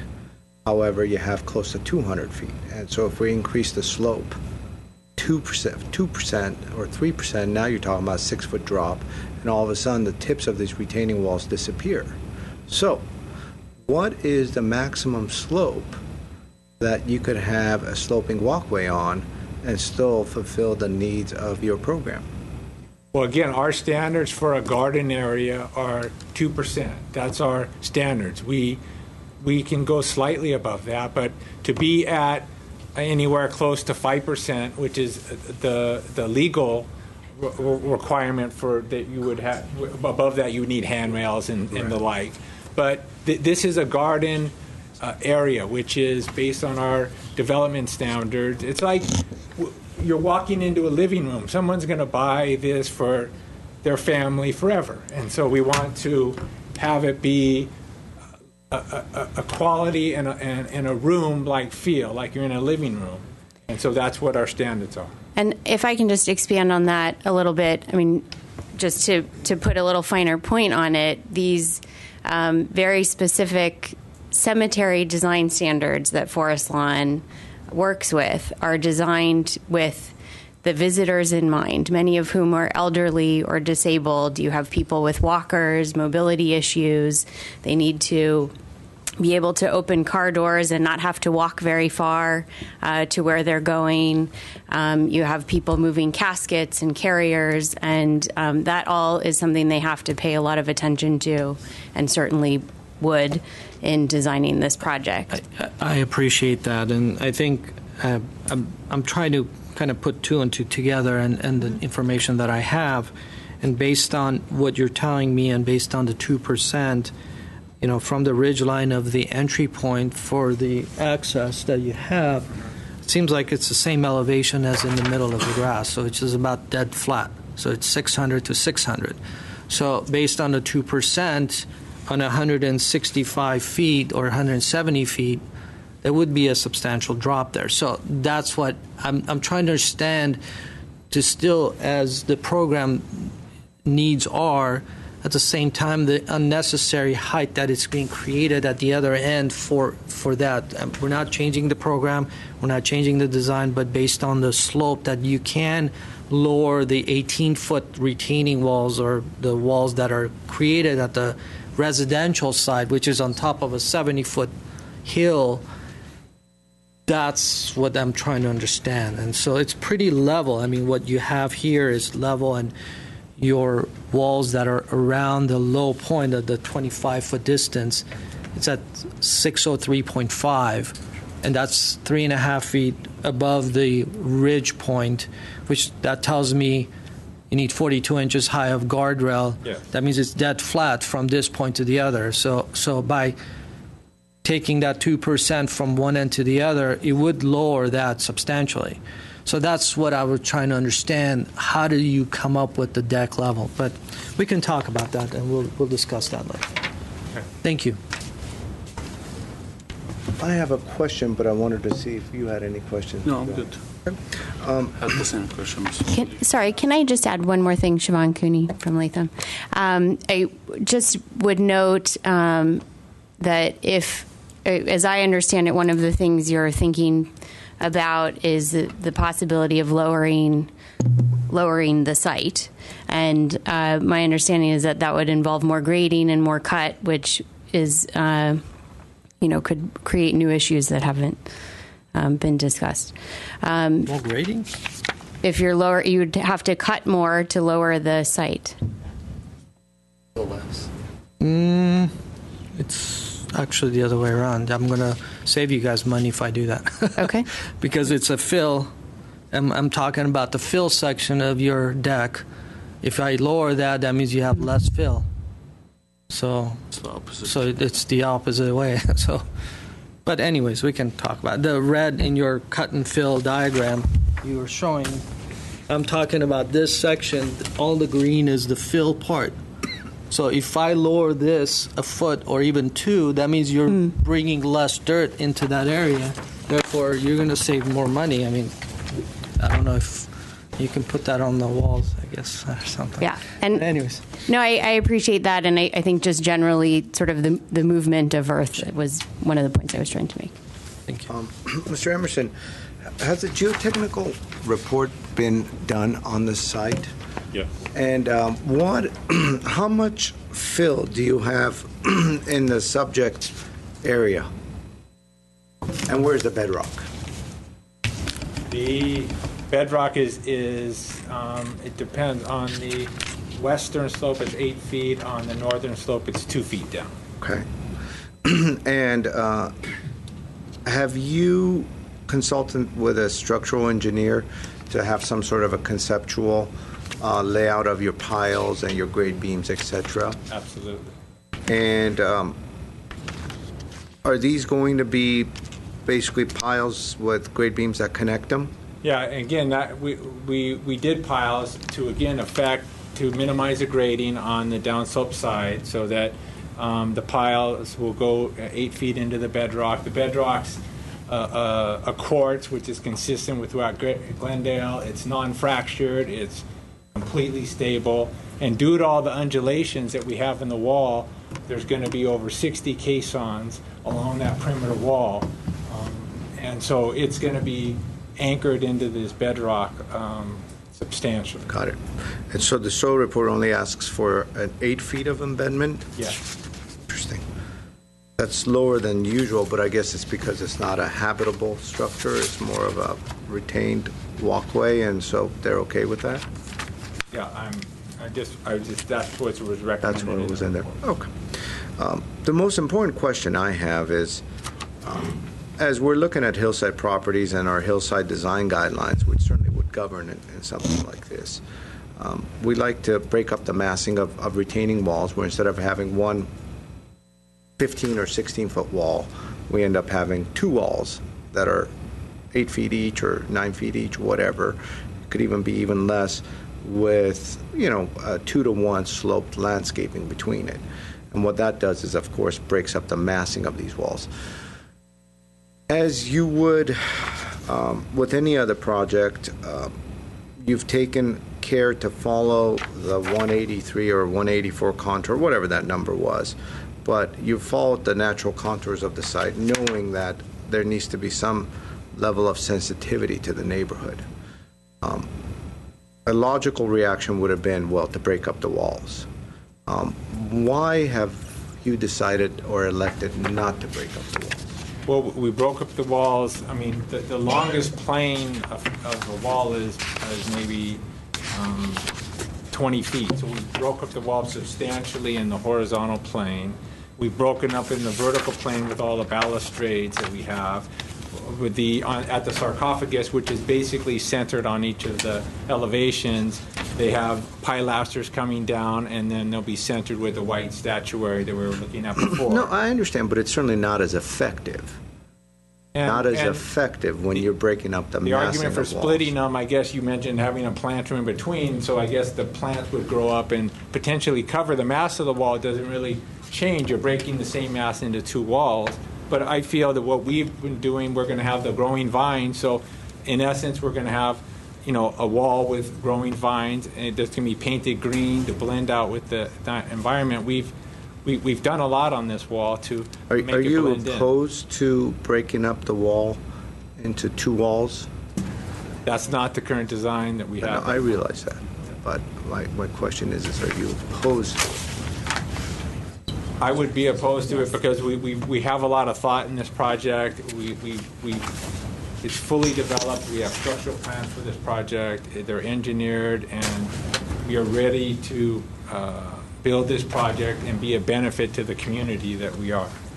If the board could also consider the landscape plan, moving a wall, a secondary wall further downslope would impact some of the trees that are proposed to be planted. Okay. All right. Well, do we have any more questions for the applicant? Thank you. Thank you.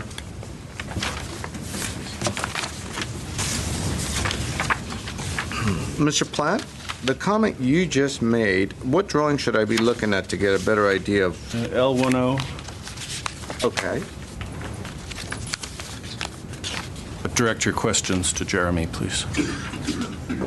I'm looking at L10, and a double wall would affect some of these newly planted oak trees? Correct. In which case, they're newly planted anyways. So it would reduce the number of trees we could plant on that site. I think that's what he's saying. Because there would be a retaining wall here, correct? Yeah, somewhere, some number of feet away from the wall. Yes. But your point is clear that young trees will learn to adjust to that, perhaps. Yeah, and what sort of, and of course, between the walls, you would have an area to landscape anyways.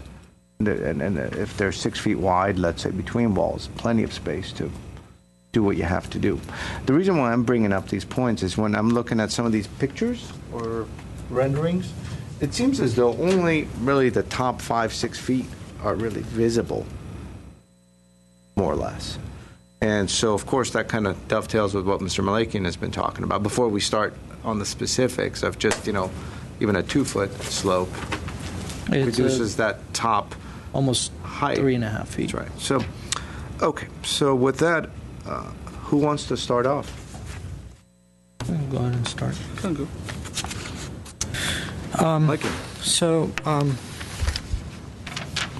Very nice project. I think it's designed exceptionally well.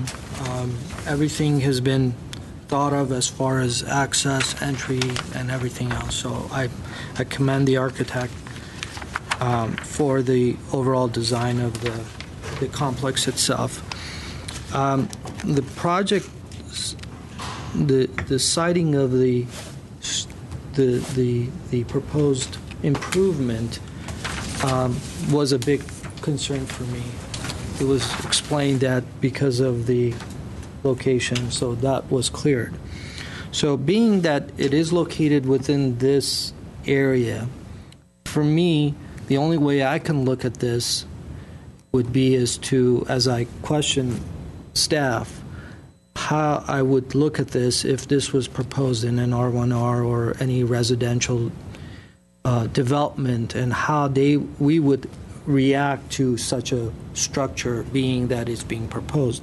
So that's the only way. Being that the only people that are going to be impacted are the single family and the multifamily residential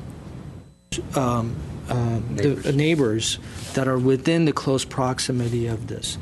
So my comments and questions has been designed so that I can understand a little bit better of what we can do to make this more impactful to the neighbors, and not specifically for the bigger, losing the whole intent of the project itself. So I understand we need to remove the trees. I understand that we're going to be replanting the trees, and I understand that within the close proximity of the trees that are being planted, maybe about 20% of them will survive in a very long period of time, but it will take some time for them to grow. So one of the considerations that I want to put in would be is if it's possible to the larger trees, not the smaller ones that are being used, specifically the 20 and the 30-inch trees, if that is possible to remove and relocate that rather than remove that completely. I don't know if that's even possible, if it's even recommended or not. That's one consideration that I have as far as that is concerned. The second consideration I want to bring up, being that it is within the close proximity of the property line of the neighbors on the east and the north, I want to make sure that some sort of a drainage system or something being proposed or something being placed there just to control any future issues that may come about for the neighbors itself. I think a drainage swale of some sort. A drainage swale or something there that will protect. I'm not going to design it for them, but they need to address it somehow, or have a civil engineer assure staff saying that we're not going to have anything, this is perfect the way it is, or whatever it is. But I will leave it to staff to deal with that portion of that drainage issue. For me, I think it's a problem, but with leaving it as it is, especially when we're going to be planting new trees and irrigating them and so on and so forth. Okay, so now as far as the platform and the plateau, the flat area, I think we kind of jumping on what the architect had mentioned about the 2% slope, what their desired slope is. I would like to see that as a consideration. I'm not sure if you want to make it as a condition, to be able to literally utilize that as the slope condition that would bring you from the road, which is the 600, to the other end. That will lower the walls almost 3.5 feet. Will reduce the grading, the fill. It will reduce the height from 18 to be more consistent with the 15-foot wall that we are used to see and per City of Glendale code. So I think that would have a better presence and less impact to the residents there. And then that would be from a 2% to approximately what would the change of slope be? No, it's to be at 2%. Okay, so let me explain why I'm saying this. That it's not, it's dead flat. If you look at here, it says 600, and look at here, this is 600. Look at all the elevations that we have here. It's the lowest portion is like 603.5, which is about right there. So coming across from here to here, 3.5, that's a 42-inch guardrail height. That means it's still 600. So it's dead flat from here to here. So what I'm saying is if they do still, 2% is considered as flat ground. It's not a slope ground. It's a flat ground, so for public to know. So with flat ground, by code, by creating the flat ground, you already created almost a 42-inch lower section there, which shouldn't impact anything. You still have your use, you still have everything else. It's still accessible. It's still, you're creating a much better condition for the neighbors, as well as, saving some money there. So I think, in my opinion, it may help the project substantially from looking down from below. But again, that's something that they need to kind of study and see if it's actually, it's feasible for them. So we could have a condition to maximize the slope up to the established 2% limit to lower the wall as much as possible. 2%, whatever it is, I'm fine with 2%. So it's almost like the lowest point becomes this garden area, right, of the walkways from both sides.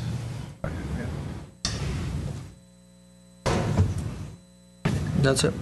Okay. Mr. Bellion. First, I want to go for it. One more comment. Sorry. Mr. Chair? Yes, of course. Mr. Chair. Can I ask a point of clarification on the issue? It was just I'm sorry, what organization are you with? George Milston with Forest Lawn. Okay. Can I ask a point of clarification just so we understand what the commission is requesting so we can respond if possible? Well, sure. I will clarify that again, but let me finish my thoughts. I think it's best is if everyone finishes their thoughts, and then I will be clarify what more of a condition, less of a condition. It might end up being a consideration. One never knows. Okay.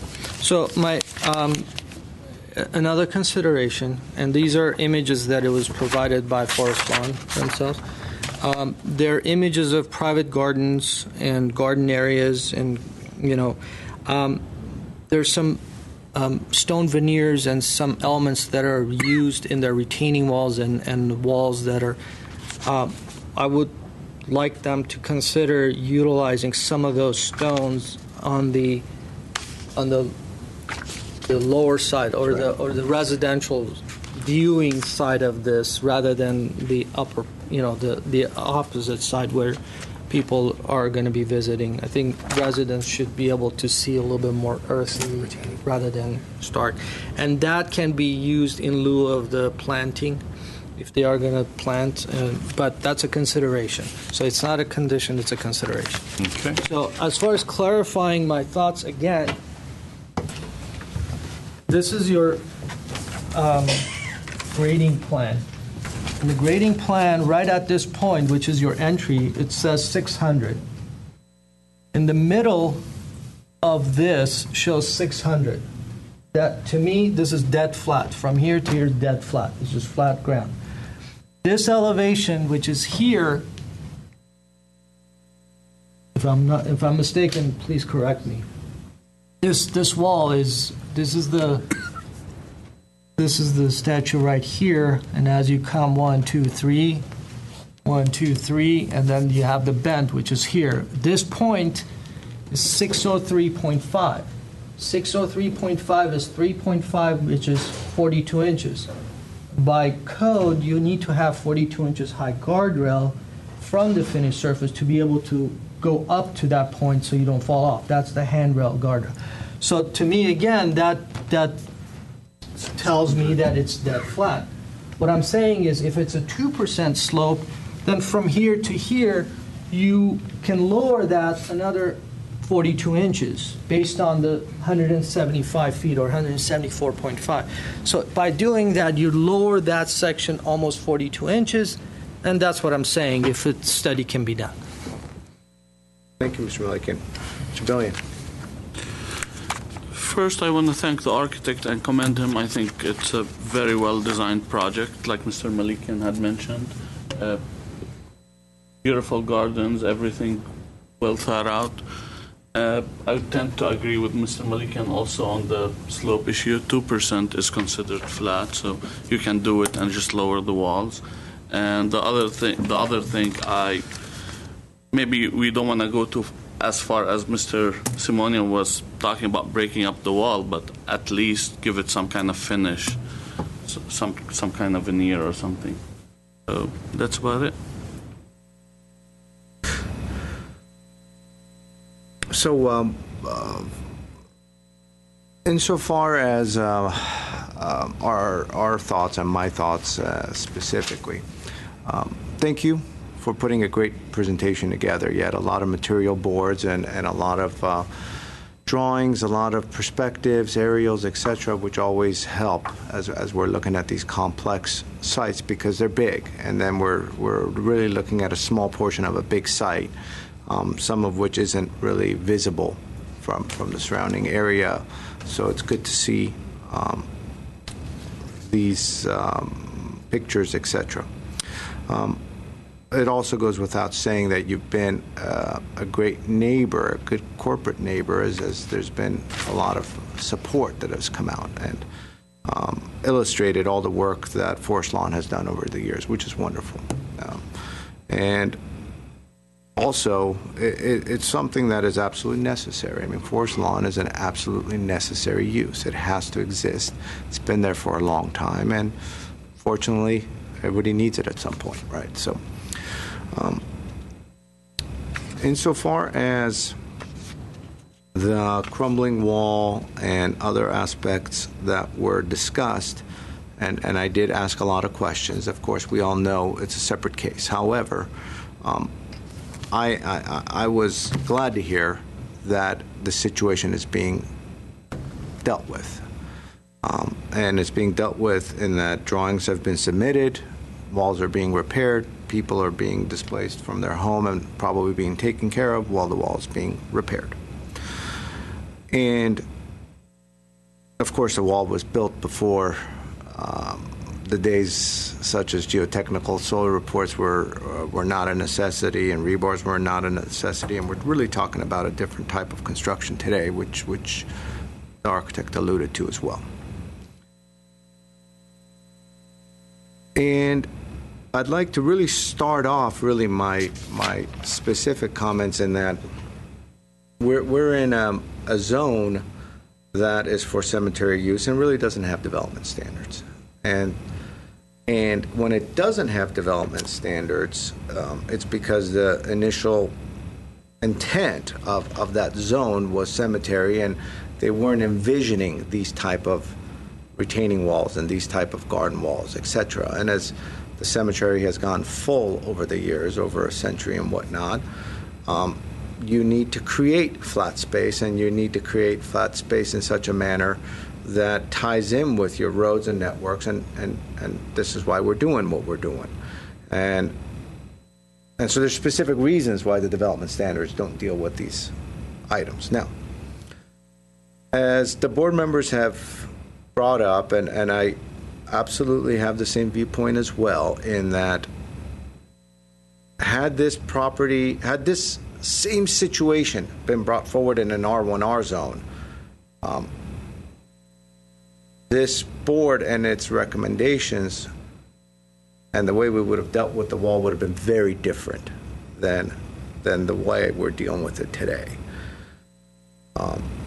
And so some of those would have been breaking up the walls, and there would have been no question about it. Had this been, a residential R1 home and someone comes up with 18-foot retaining walls, just stucco, one color, with just figs, some sort of a vine on it, we would have said, no, you need to break this up. This just doesn't work. Now, so I just want to be really clear on the context within which, we're approaching this.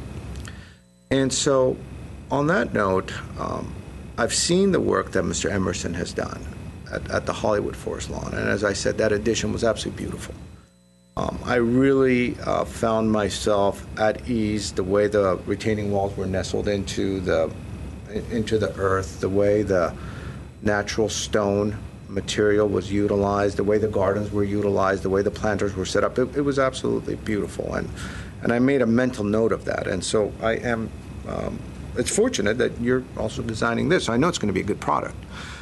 It's going to be a superb product. And that's the product that you're going to offer to, the community. Now, we just need to make sure that the outside of these walls and what's visible to the community has sort of the same level of detail as well.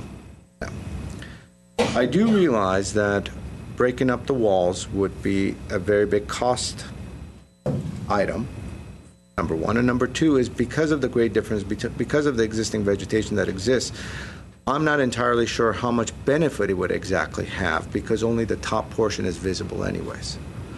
And so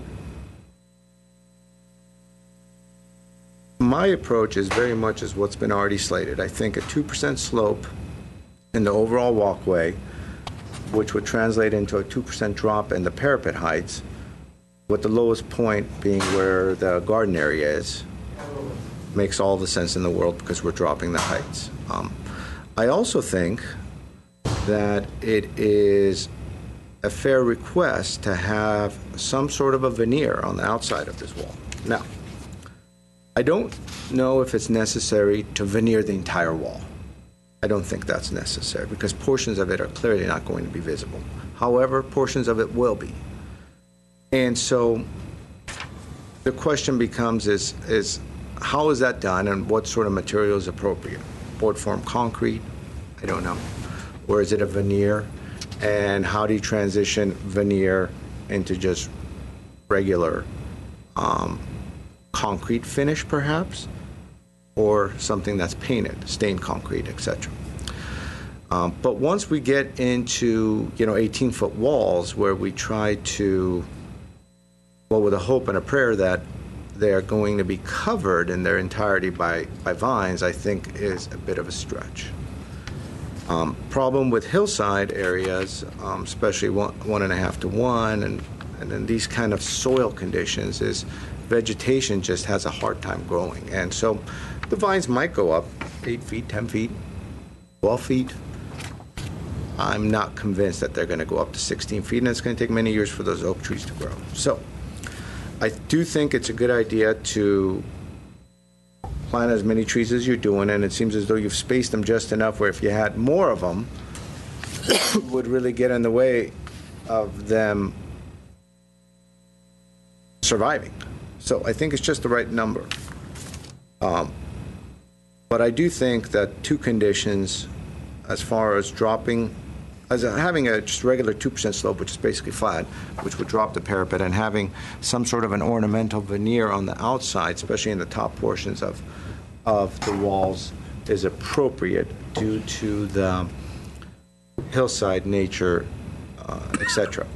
I also think it's a good idea, and I think it already exists, but to really take it one step forward and to really have a construction helpline.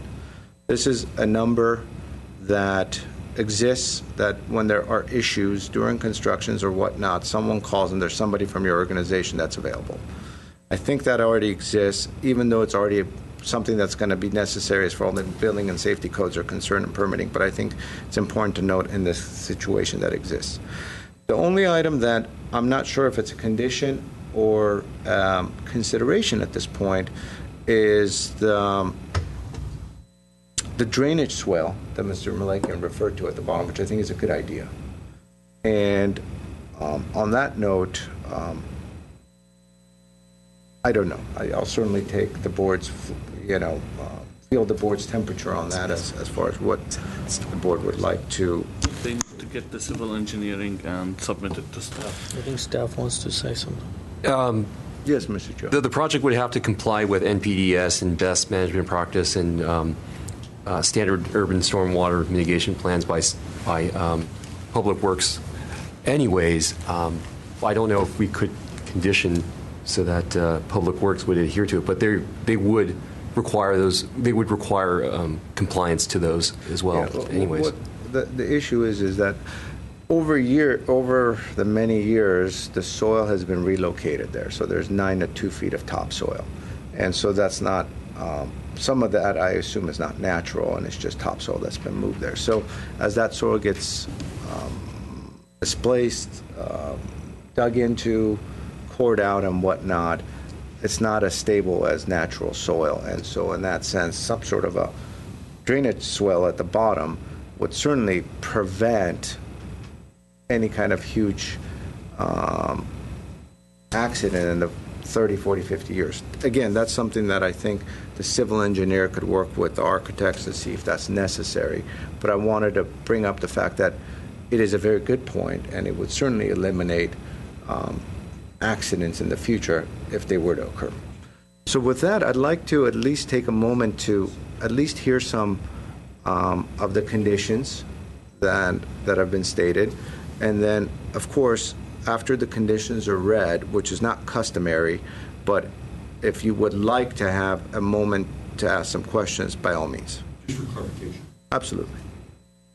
All right. The primary consideration, or not a consideration, condition it sounds like that the board is looking at is to maximize the slope of the site from the entry area to the perimeter up to 2% to drop the height of the retaining walls at whatever level that turns into.